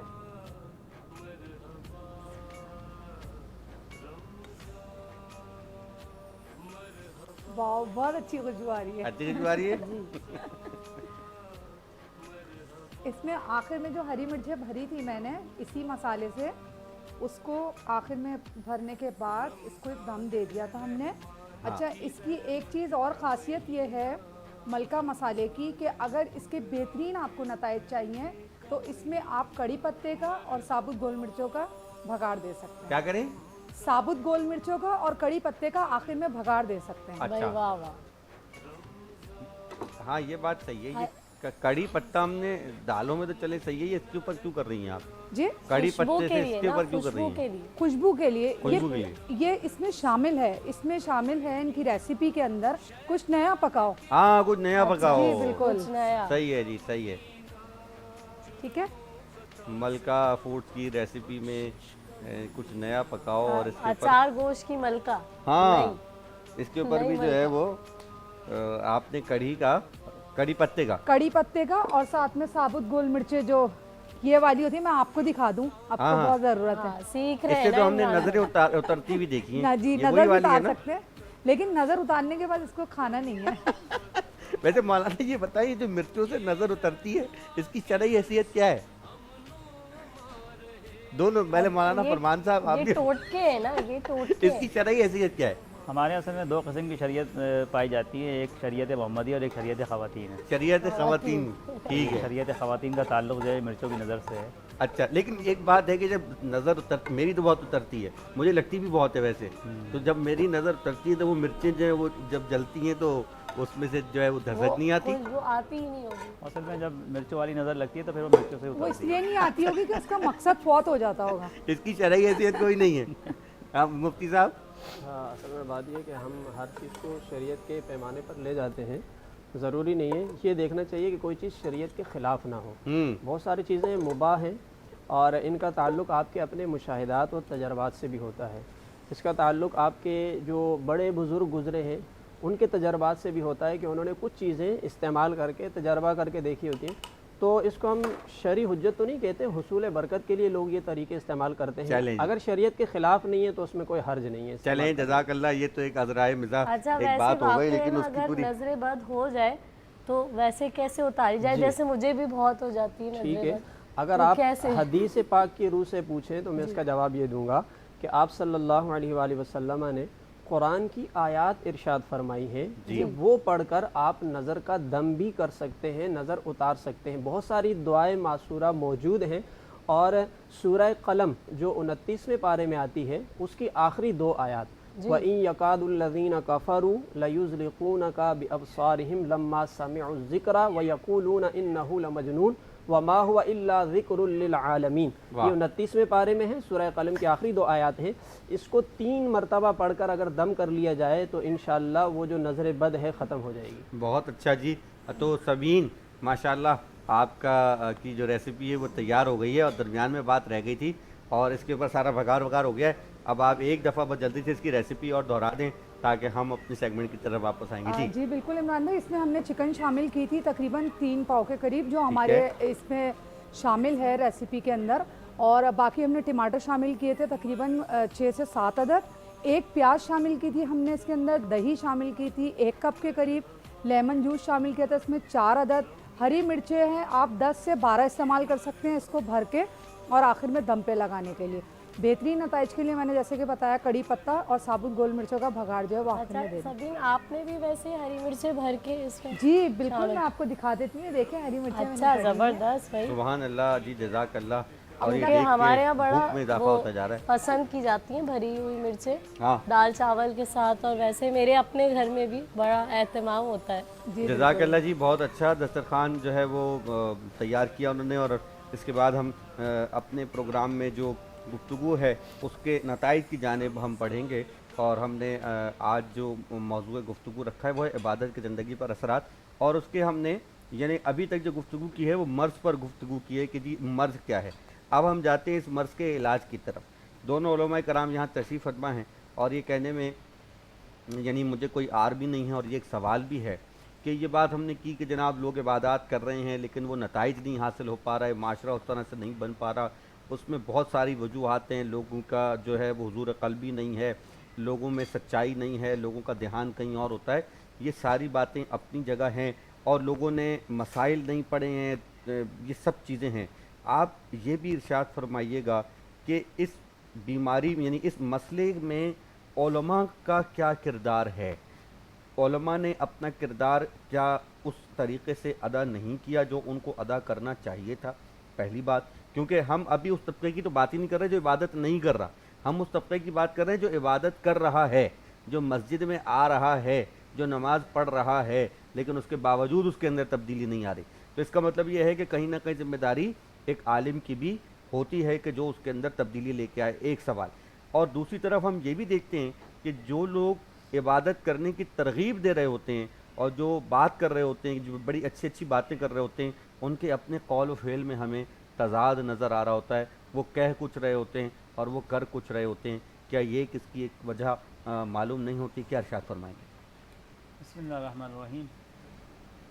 جیسا کہ پہلا سوال آپ کا ہے کہ علماء کی ذمہ داریاں، اور یقیناً جو صاحب علم افراد ہوتے ہیں وہ ان افراد کے لیے کہ جو صاحب غیر علم ہیں ان کے لیے ایک بڑی نعمت ہے۔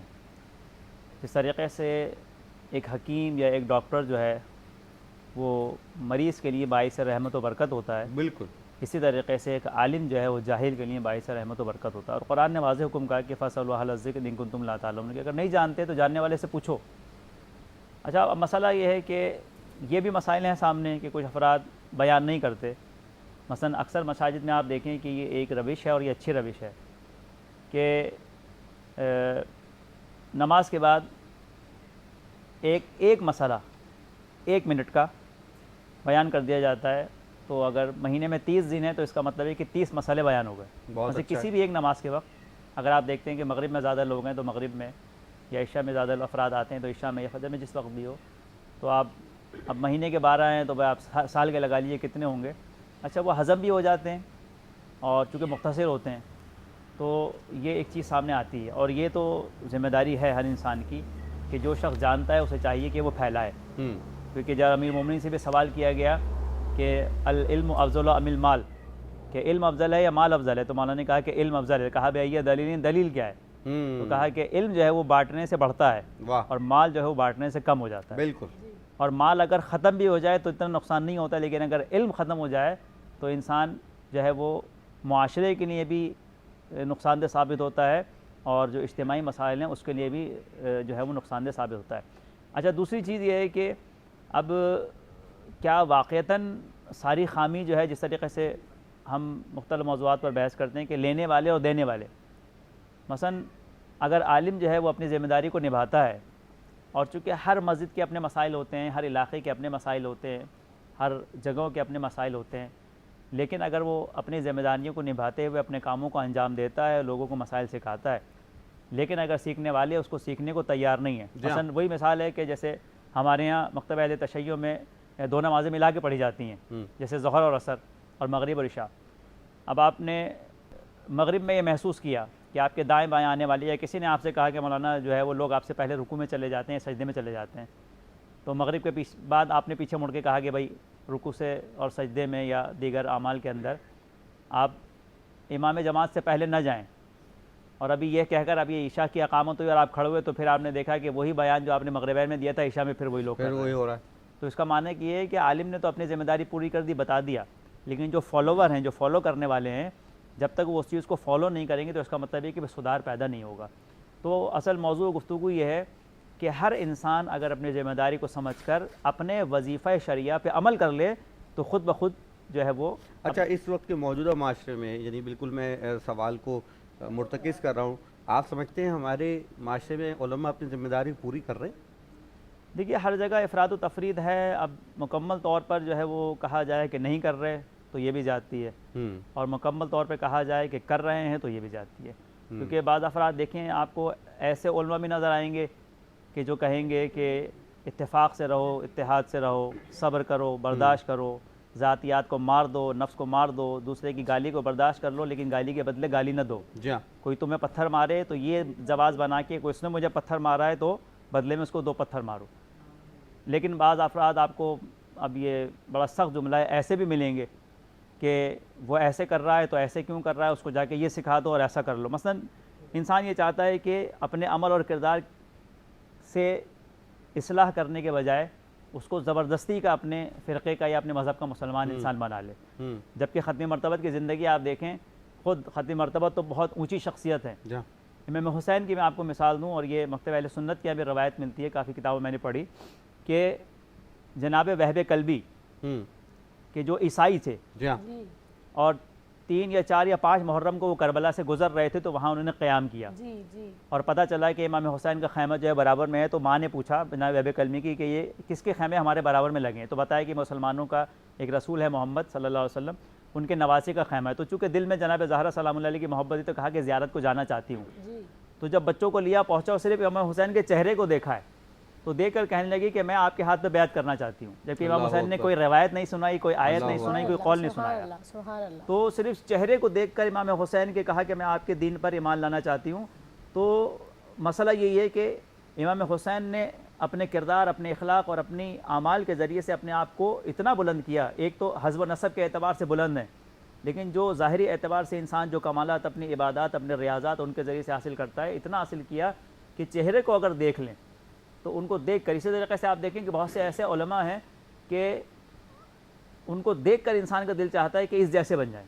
اللہ اکبر. اور بہت سے ایسے ہیں کہ کہتے ہیں کہ بھائی دیکھو گالی مت بکو، لیکن جب ان سے گفتگو کی جائے تو وہ پہلے گالی بکتے ہیں اور بعد میں بات کرتے ہیں. جی ہاں، یہ بھی اور اس سے پھر کیا ہوتا ہے کہ دیکھیے ایک چیز، دوسرا سوال آپ کا کہ دیکھیے ایک ہے دین اور ایک ہے عالم سکھانے والا. عالم کا دین نہیں ہے، دین ہے خدا کا. اگر کوئی ظاہری اعتبار سے سکھانے والا اپنے عمل کی وجہ سے دین کے لیے بے حرمتی کا باعث بن رہا ہے تو آپ اس سے متنفر ہو جائیں لیکن دین سے متنفر نہ ہوں. سبحان اللہ، سبحان اللہ. مثلا آپ یہ سوچ کر کہ یہ عالم غلط ہے تو آپ عالم سے بات نہ کریں، عالم کی پیروی نہ کریں، لیکن دین کی پیروی ضرور کریں. مثلا ہمارے ہوتا یہی ہے کہ ہم کسی کو دیکھ کر کسی دوسری چیز سے جو ہے وہ متنفر ہو جاتے ہیں. مثلا اگر کوئی سکھانے والا غلط ہے، آپ کو اس کے عمل کے ذریعے سے اس کے عمل اور قول میں آپ کو تضاد نظر آ رہا ہے. مثلا فرض کریں کہ آپ کے مسجد کا مولوی آپ یہ دیکھتے ہیں کہ وہ گالی بھی بکتا ہے، جھوٹ بھی بولتا ہے، تو اس کا مطلب یہ نہیں کہ آپ اس کے چکر میں مسجد جانا چھوڑ دیں. جی جی، کیونکہ مسجد اس کی نہیں ہے، مسجد اللہ کی ہے. واہ واہ. آپ اس کے پیچھے نماز نہ پڑھیں، اس سے بات نہ کریں، لیکن مسجد جائیں، اپنی عبادت کو انجام دیں، اپنے دین پر. بہت اچھی بات، بہترین بات کی ہے.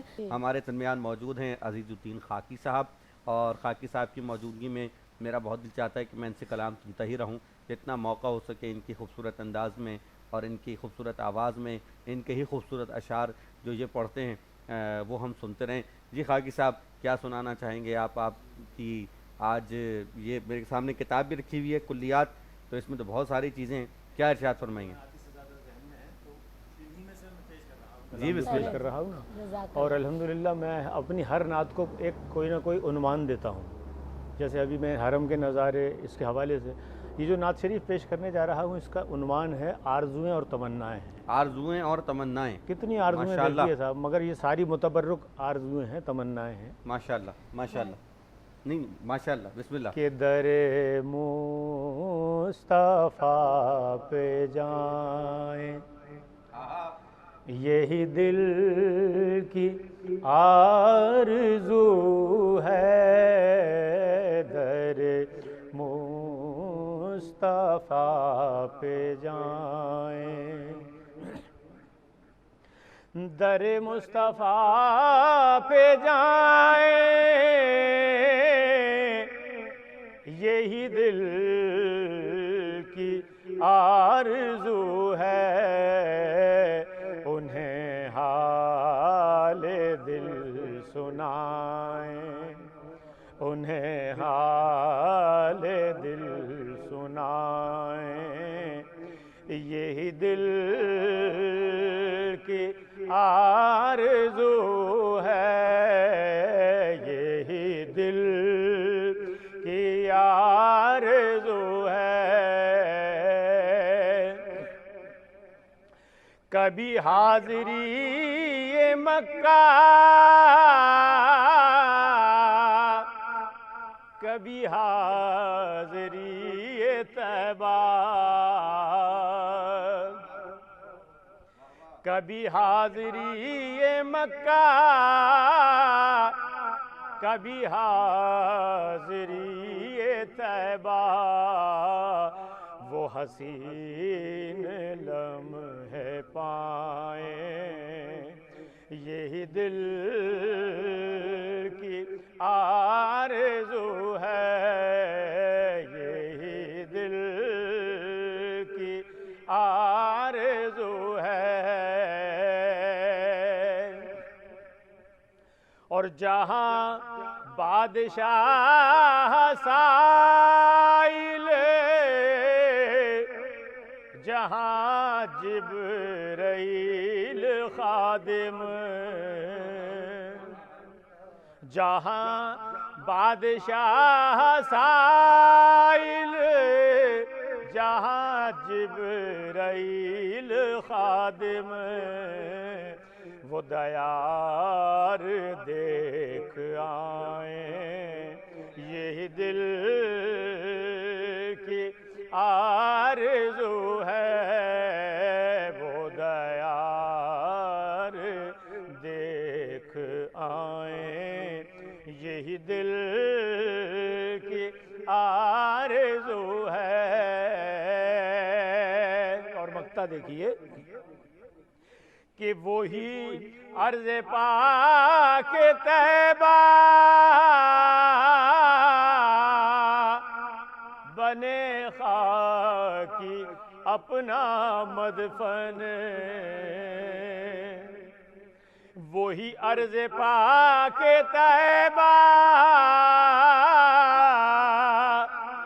بنے خاکی اپنا مدفن وہاں جائیں پھر نہ آئیں وہاں جائیں پھر نہ آئیں یہی دل کی آرزو ہے یہی دل کی آرزو ہے در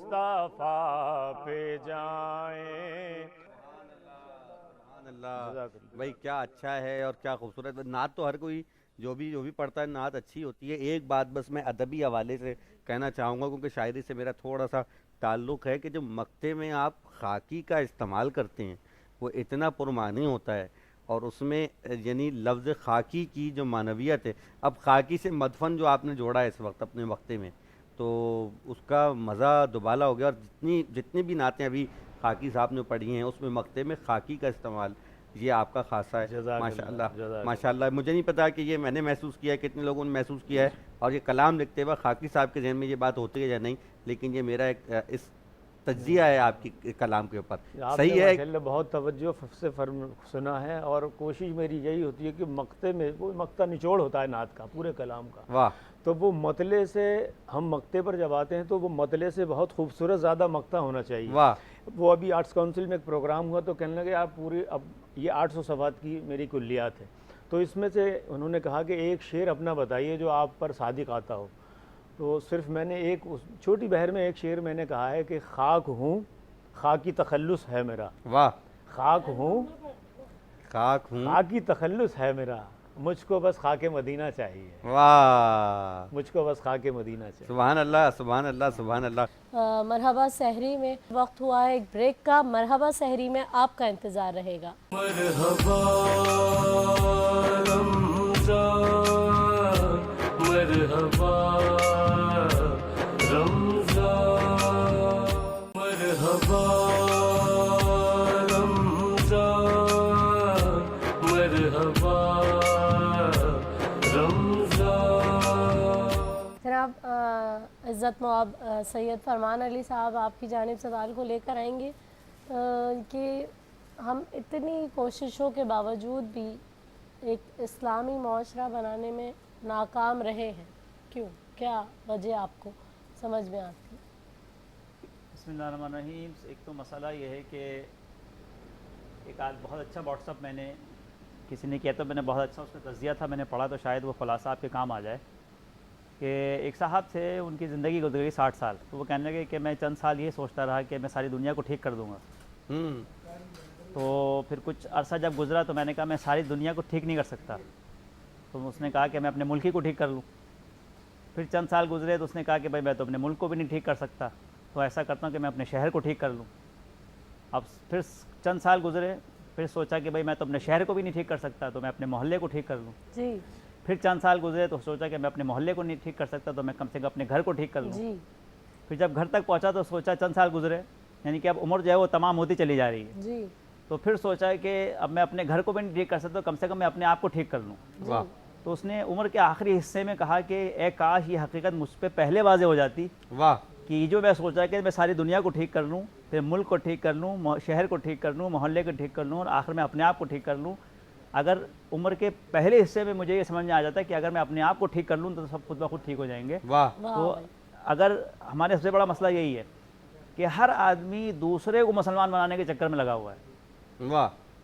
ہر انسان، ہر مسلمان اگر خود صحیح طریقے سے مسلمان بن جائے تو کاش کسی کو دوسرے کو مسلمان بنانے کی ضرورت نہ پڑے. اور ایک بات اور ہے کہ جو زندگی کے لیے سب سے زیادہ اہم اور ضروری ہے کہ کبھی بھی کوئی انسان، خاص طور پہ امت مسلمہ کے حوالے سے میں بات کروں گا، کبھی بھی اپنے ذہن میں چاہے اپنے فرقے کے حوالے سے ہوں یا دوسرے مسائل کے حوالے سے کبھی بھی یہ مت سوچیں کہ سامنے والا شخص اب قابل اصلاح نہیں رہا. اللہ اکبر. ہر انسان کے اندر کہیں نہ کہیں کوئی اچھائی چھپی ہوئی ہوتی ہے اور مسلسل اس پر محنت جاری رکھنی چاہیے اپنے عمل اور اپنے کردار کے ذریعے سے، اور کبھی بھی اس سے متنفر نہیں ہونا چاہیے، مایوس نہ ہو. مایوس نہیں ہونا چاہیے کہ اب یہ قابل ہدایت نہیں رہا. اور دوسری چیز، ایک ہے آپ کا وظیفہ اور ایک ہے اس کا وظیفہ. آپ ہندو سے اس لیے منہ بنا کے مت ملیں کہ وہ ہندو ہے. جی. واہ. وہ ہندو ہے، آپ تو مسلمان ہیں. واہ. واہ. ٹھیک ہے، مثلا آپ نے اپنے دین کے مطابق لوگوں سے ملنا ہے، جی. ان کے دین کے مطابق نہیں. مثلا یہ نہیں کہ آپ تھالی کے بیگن بن جائیں کہ جس سے کام ہوتا ہے اس سے بڑے اچھے طریقے سے ملتے ہیں اور جس سے کام نہیں ہوتا اس سے جو ہے منہ بنا کے ملتے ہیں. واہ. تو آپ نے ہر طریقے سے، مثلا آپ کی زندگی ایسے ہونی چاہیے کہ آپ سنی سے ملیں، اگر آپ شیعہ ہیں تو جب بھی آپ کے چہرے پہ ویسی مسکراہٹ ہونی چاہیے کہ جیسے شیعہ کو دیکھ کے ہوتی ہے. جی. کیونکہ خود ائمہ علیہ السلام اور انبیاء علیہ السلام کی زندگی کا یہ کمال رہا ہے. جی. اور صدقہ بیان کیا گیا ہے. مثلا کسی سمجھتے ہیں کہ پیسہ دینا جو ہے صدقہ ہے. خود امیر المومنین مولا علی بن ابی طالب ارشاد فرماتے ہیں کہ ایک مومن کا مومن کے چہرے کی جانب اور ایک مسلمان کا مسلمان کے چہرے کی جانب مسکرا کر دیکھ لینا بھی صدقہ ہے. بے شک. بے تو شک. اگر بے ہم شک. اچھا مسکرا کر کب دیکھا جاتا ہے کہ جب دلوں کے اندر گنجائش باقی ہوتی ہے. جی.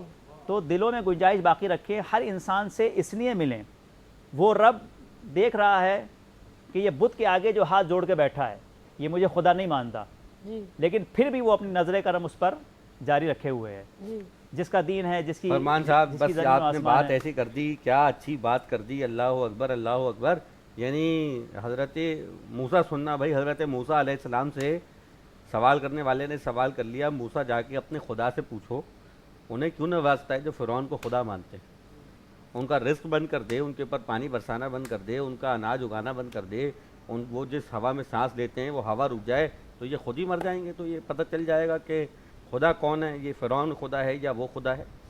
تو حضرت موسیٰ نے جا کے جب اللہ سے سوال کیا تو خدا نے کہا کہ سوال کرنے والے کو جا کے بتا دینا کہ اس نے اپنی عبودیت چھوڑ دی ہے تو کیا میں اپنی ربوبیت بھی چھوڑ دوں؟ جی. اگر وہ اپنے آپ کو میرا بندہ نہیں مانتا تو کیا میں اس کا رب نہیں ہوں؟ تو بات یہی ہے کہ اس کا عمل اس کے ساتھ اور آپ کا عمل آپ کے ساتھ. بڑی اچھی بات فرمان بھائی نے کی کہ جناب اگر وہ کسی اور مسلک سے تعلق رکھتا ہے یا کسی اور مذہب سے تعلق رکھتا ہے، اور مسلک کی بحث تو اب زیادہ ہو گئی ہے ورنہ پہلے تو یہ بحث تھی ہی نہیں، اور الحمدللہ ہم اس بحث کے قائل ہی نہیں ہیں کہ مسلک کی بحث کی جائے، محبتوں کو عام کیا جائے. میں اپنے پچھلے پروگرامز میں بھی کسی میں کہہ چکا کہ کرونا وائرس سے زیادہ خطرناک وائرس جو ہے وہ یہ تعصب کا وائرس ہے.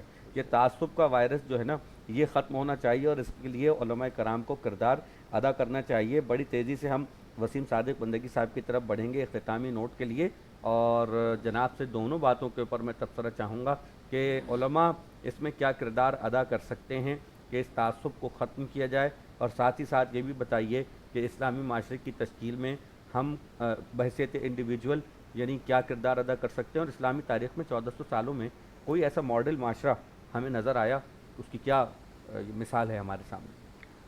بسم اللہ الرحمن الرحیم. دیکھیں جہاں تک بات ہے علماء کے کردار کی، اگر ہم اس کو اس پوائنٹ سے دیکھنا چاہتے ہیں کہ علماء کا کام صرف بتانا ہے، لوگوں کو آگاہی دینا ہے، تو میرے خیال سے اس دور کے اندر جتنے معلومات کے ذرائع ہمارے پاس دستیاب ہیں اس سے پہلے کبھی نہیں تھے۔ بالکل صحیح فرمایا۔ اس کا سیدھا مطلب یہ ہوا کہ لوگ جانتے ہیں، بہت کچھ جانتے ہیں، اچھے اور برے کی تمیز ہے لوگوں کے اندر، ٹھیک ہے۔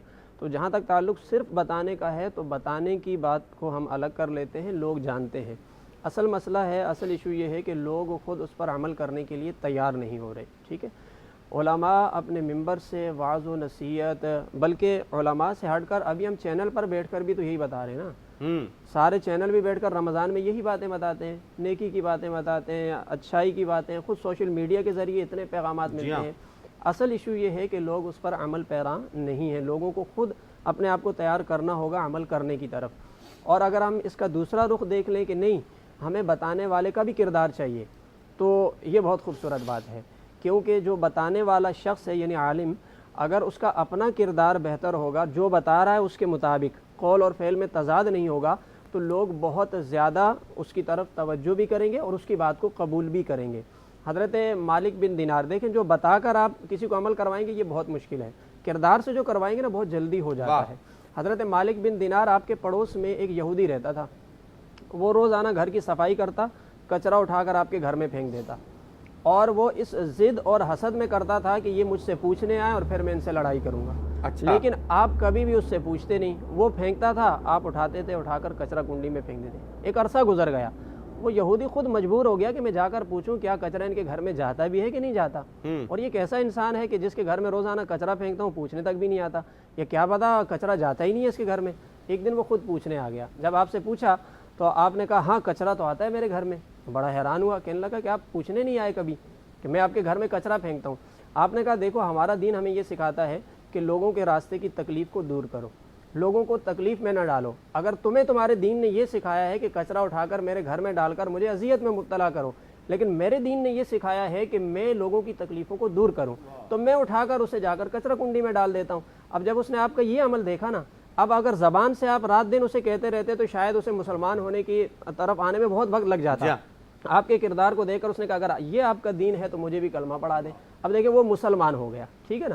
تو یعنی کردار کا یہ تعلق ہے کہ اگر بتانے والے شخص کا کردار صاف ہوگا اور سفید کپڑے کی طرح وہ ہوتا ہے، ہمارے علماء ایک مثال دیتے ہیں کہ اس کی جو حالت ہے وہ ایک سفید کپڑے کی طرح ہے کہ چھوٹا سا داغ بھی اس پر نظر آ جاتا ہے، اس لیے اس کو چاہیے وہ اپنا کردار شفاف رکھے۔ اور دوسرا جو آپ کا سوال تھا کہ ہم معاشرے کی اصلاح کس طرح کریں، معاشرے کو اچھا بنانے میں اپنا کردار، تو میں علامہ صاحب کی بات سے جوڑوں گا کہ اس کا آغاز ہمیں اپنی ذات سے کرنا ہوگا، کیونکہ جب نبی پاک صلی اللہ علیہ وآلہ وسلم سے یہ پوچھا گیا کہ انسانیت کا حسن کس میں ہے، انسان کا حسن کس میں ہے، ٹھیک ہے نا، اب خوبصورتی کو حسن نہیں کہا گیا، اچھے لباس کو حسن نہیں کہا گیا، آپ علیہ السلام نے انسانیت کا حسن یہ بتایا، فرمایا جس شخص کے اندر خندہ پیشانی ہو، کشادہ روی ہو، اور جو شخص نرم گو ہو، لوگوں میں گھل مل جاتا ہو، فرمایا یہ انسانیت کا حسن اس میں سمٹ گیا ہے۔ اب آپ دیکھیے کہ یہ انسان کے کردار سے بات شروع ہوتی ہے، اپنی ذات سے شروع ہوتی ہے کہ جس شخص کے مزاج میں نرمی آ گئی، جس کے رویے میں اچھا برتاؤ آ گیا، اچھا طریقہ آ گیا، اس نے اپنی ذات سے اپنے آپ کو اچھا کرنا شروع کیا، کیونکہ جب یہ اچھا ہوگا تو لوگ اس سے جڑنا شروع ہو جائیں گے۔ اگر یہ برا ہوگا تو یہ لاکھ اچھی باتیں بتاتا رہے، لوگ اس سے متنفر ہوتے رہیں گے۔ یہ اپنی ذات کو اچھا کرے گا تو اس کو دیکھ کر لوگ جڑیں گے اور لوگ اس سے اچھائی کو سیکھتے چلے جائیں گے۔ اچھا، آپ علیہ السلام سے یہ بھی پوچھا گیا کہ یا رسول اللہ صلی اللہ علیہ وسلم ہمیں یہ بتائیے دین کس چیز کا نام ہے۔ میرے خیال سے اس میں ساری باتوں کا جواب آ جاتا ہے کہ پوچھا دین کس چیز کا نام ہے، ایک بار نہیں، دو بار نہیں، تین بار آپ سے پوچھا گیا کہ دین کس چیز کا نام ہے۔ حضور علیہ السلام نے جواباً یہ ارشاد نہیں فرمایا کہ اچھی نماز پڑھنا، اچھا روزہ رکھنا، رات دن تقوی اختیار کرنا۔ حضور نے فرمایا کہ جس کا کردار اور اخلاق اچھا ہے نا، سمجھ لو کہ اس نے دین کو اپنا لیا ہے۔ سبحان اللہ، یعنی دین کا تعلق انفرادیت سے پہلے اپنی ذات سے آپ نے شروع کرنا ہوگا۔ آپ نے اپنے آپ کو اچھا بنا لیا تو آپ معاشرے کا ایک فرد بہتر بنانے میں سمجھے اپنا کردار کر لیا، آپ نے ایک اینٹ رکھ دی ہے، ایک بنیاد رکھ دی ہے آپ نے معاشرے کو اچھا کرنے میں۔ اور اگر آپ دوسروں پر تنقید ہی کرتے رہے، اپنی ذات کو دیکھا ہی نہیں، تو پھر آپ سمجھ لیں کہ آپ نے اپنا کوئی کردار ادا ہی نہیں کیا ہے۔ حضور علیہ السلام کے پاس ایک صحابی آئے تو کچھ اصحاب بیٹھے ہوئے تھے، آپ علیہ السلام نے فرمایا ابھی جو شخص آئیں گے نا، اگر کسی نے جنتی کو دیکھنا ہے اس کو دیکھ لینا۔ صحابہ ایک دم متوجہ ہو کہ کون ایسا شخص آ رہا ہے جس کے بارے میں حضور یہ بشارت دے رہے ہیں کہ یہ جنتی ہے۔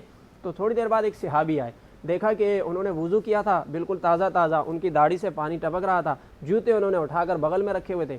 صحابہ نے بڑی توجہ سے دیکھا کہ یہ شخص جنتی ہے، حضور نے بشارت دی، ایک دن دی، دوسرے دن دی، تیسرے دن دی، صحابہ بہت ہی حیران ہوئے۔ عبداللہ بن عمر رضی اللہ تعالیٰ عنہ کہتے ہیں کہ میں اس شخص کے ساتھ چل پڑا کہ میں جا کر دیکھوں تو صحیح یہ کیا کرتا ہے۔ 3 دن کہتے ہیں لگاتار اس کے ساتھ رہا، کوئی ایسا خاص عمل نہیں دیکھا، کوئی ایسی خاص بات نہیں دیکھی۔ بالآخر 3 دن کے بعد مجبور اگر اس سے پوچھا بتاؤ تو صحیح کیا کرتے ہو، کیونکہ حضور نے تمہارے بارے میں جنت کی بشارت دی ہے۔ اس نے کہا یہی عمل کرتا ہوں جو تمہارے سامنے ہے، وہی نماز، وہی سب کچھ، کوئی ایسی خاص بات نہیں ہے۔ آپ چلے گئے کہ مجھے وہ نہ ملا جس کے لیے میں آیا تھا۔ انہوں نے کہا کہ رک جاؤ، بتاتا ہوں ایک عمل اور ہے۔ کہا وہ کیا ہے؟ کہا کہ میں اپنے دل میں کسی کے لیے حسد نہیں رکھتا، میں نے اپنی ذات کو درست کر لیا ہے، اپنے باطن کو درست کر لیا۔ فرمایا حضور نے اسی لیے میرے لیے جنتی ہونے کی بشارت دی ہے۔ تو یعنی ہم اپنے آپ کو درست کر لیں، اپنے اندر کو درست کر لیں، تو میرے خیال سے اصلاح معاشرہ میں ہمارا کردار شروع ہو جائے گا۔ مرحبا رمضان، مرحبا رمضان، مرحبا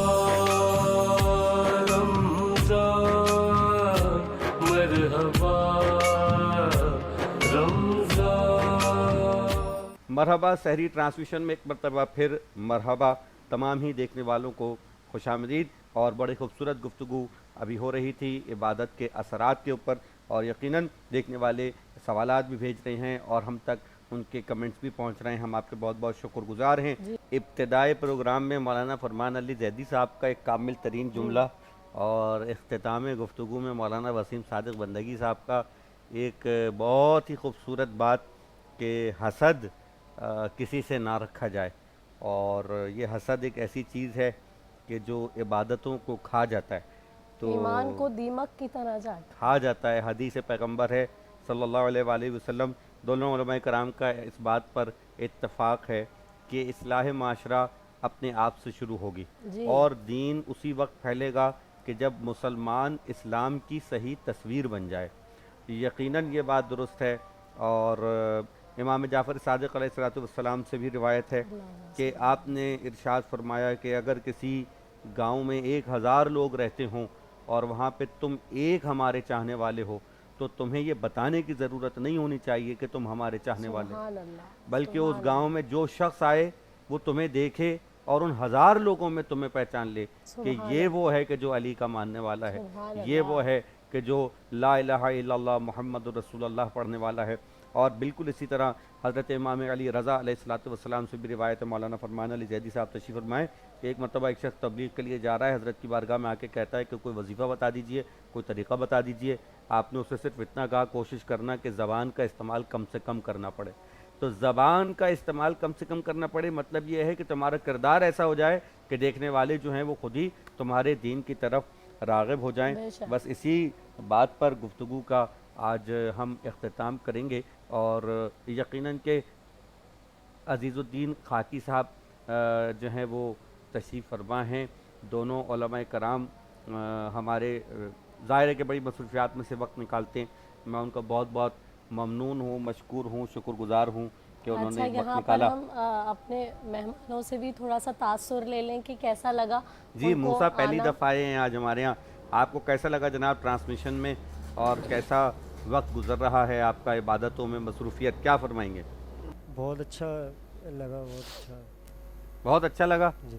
اور اس کے علاوہ بس اس کے علاوہ رمضان ٹرانسمیشن کے حوالے سے تو پہلی دفعہ ہی کر رہا ہوں پروگرام، اچھا اس کے علاوہ تو کیے مختلف پروگرام، چلیے مگر بڑا اچھا لگا۔ جزاک اللہ جزاک اللہ۔ شکیل صاحب تو خیر ہمارے پرانے شریک ہیں، آپ بھی کچھ ارشاد فرمائیے۔ بسم اللہ الرحمن الرحیم۔ یقیناً یہاں آ کر بہت اچھا لگا ہے، وہ اچھا لگتا ہے، ہمیشہ یہاں پر حاضری رہتی ہے، اور سچ چینل اس حوالے سے اس ماہ رمضان میں کیا پورا سال بھر دین کی خدمت میں مصروف عمل رہتا ہے۔ اللہ رب العزت سے دعا ہے کہ خالق کائنات اس چینل کو، اس کے تمام اراکین کو اس پر جو ہے اس کا بہترین اجر عطا فرمائے، اور ہم تمام کو یہاں پر جو گفتگو ہوتی ہے دیکھنے والوں کے لیے بھی یہ ہے کہ اس پر عمل کرنے کی توفیق عطا فرمائے۔ الہی آمین، الہی آمین۔ خاکی صاحب، عزیز الدین خاکی صاحب۔ ماشاءاللہ عمران بھائی، الحمدللہ یہ 5واں رمضان المبارک ہے مجھے، اور سحری مل رہی ہے مجھے سچ ٹی وی کی جانب سے۔ جو سیر حاصل گفتگو دین کے حوالے سے یہاں ہوتی ہے تو الحمدللہ ویسے تو ہر شخص اپنی معلومات رکھتا ہے، مگر جب یہاں گفتگو ہوتی ہے، ہم یہاں نعت ہم یا منقبت پڑھنے کے لیے آتے ہیں، تو ہم جو علماء کرام یہاں جو گفتگو کرتے ہیں نا، یقین جانیے بہت کچھ لے کر اٹھتے ہیں یہاں سے ہم، اور بہت کچھ سیکھ کر دین کے حوالے سے بہت باریک باتیں ہمیں اس کے بارے میں علم ہوتا ہے۔ تو یہاں بیٹھنا ہمارا کارآمد ہے۔ میں سچ ٹی وی کی پوری ٹیم کو اور پورے انتظامیہ کو مبارکباد پیش کروں گا کہ جس حوالے سے، جس انداز سے یہ رمضان المبارک کی ٹرانسمیشن چلاتے ہیں، اللہ پاک دن دوگنی رات چوگنی ترقی عطا فرمائے۔ بہت شکریہ آپ کی آمد کا۔ میں بہت شکر گزار مولانا فرمان علی صاحب کا، مفتی وسیم صادق مندگی صاحب کا، عزیز الدین خاکی صاحب کا، محمد شکیل صاحب آپ کا، موسیٰ رضا صاحب آپ کا بہت شکریہ، سیدہ ہیرا شیرازی آپ کا بہت شکریہ، پھر میرا اپنا بھی بہت شکریہ، تمام ناظرین کا بہت شکریہ جو دیکھ رہے ہیں، پسند کر رہے ہیں، دعا کر رہے ہیں، ان کے تاثرات ہم تک پہنچتے ہیں۔ آپ لوگوں کی بہت ساری محبتیں، آپ لوگوں کے لیے ہماری بہت ساری دعائیں، اور ہمیں اپنی دعاؤں میں یاد رکھیں، اور تمام عالم انسانیت کو اپنی دعاؤں میں یاد رکھیں کہ پروردگار عالم کچھ کہنا چاہ رہی ہیں۔ جی آخر میں بس میری جانب سے بھی یہی پیغام ہے، کیونکہ بار بار یہاں پر کردار سازی کی بات ہو رہی ہے، تو یہ سچ ہے کہ انسان کے سہارے ہیں محمد، مانا کہ بہت آپ کو پیارے ہیں محمد، کردار سے بھی کیجئے ثابت اپنے، پھر شوق سے کہیں ہمارے ہیں محمد۔ سبحان اللہ سبحان اللہ سبحان اللہ، جزاک اللہ، اور بس دعا کیجئے کہ پروردگار عالم اسی ذات کے صدقے میں تمام عالم انسانیت کو اطمینان اور سکون عطا فرمائے، اور مزید عبادتوں کی توفیق عطا فرمائے۔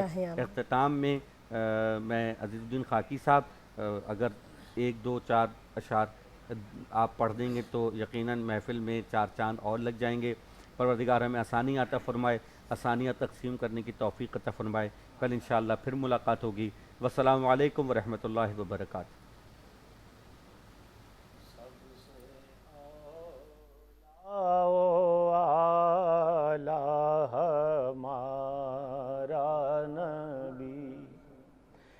سب سے بالا و اعلیٰ ہمارا نبی، سب سے بالا و اعلیٰ ہمارا نبی، اپنے مولا کا پیارا ہمارا نبی، اپنے مولا کا پیارا ہمارا نبی، دونوں عالم کا دولہا ہمارا نبی، اپنے مولا کا پیارا ہمارا نبی۔ خلق سے اولیاء، اولیاء سے رسول، خلق سے اولیاء، اولیاء سے رسول، خلق سے اولیاء، اولیاء سے رسول، اور رسولوں سے اعلیٰ ہمارا نبی، اور رسولوں سے اعلیٰ ہمارا نبی، سب سے اعلیٰ و اعلیٰ ہمارا نبی۔ کون دیتا ہے دینے کو منہ چاہیے، کون دیتا ہے دینے کو منہ چاہیے، کون دیتا ہے دینے کو منہ چاہیے، دینے والا ہے سچا ہمارا نبی، دینے والا ہے سچا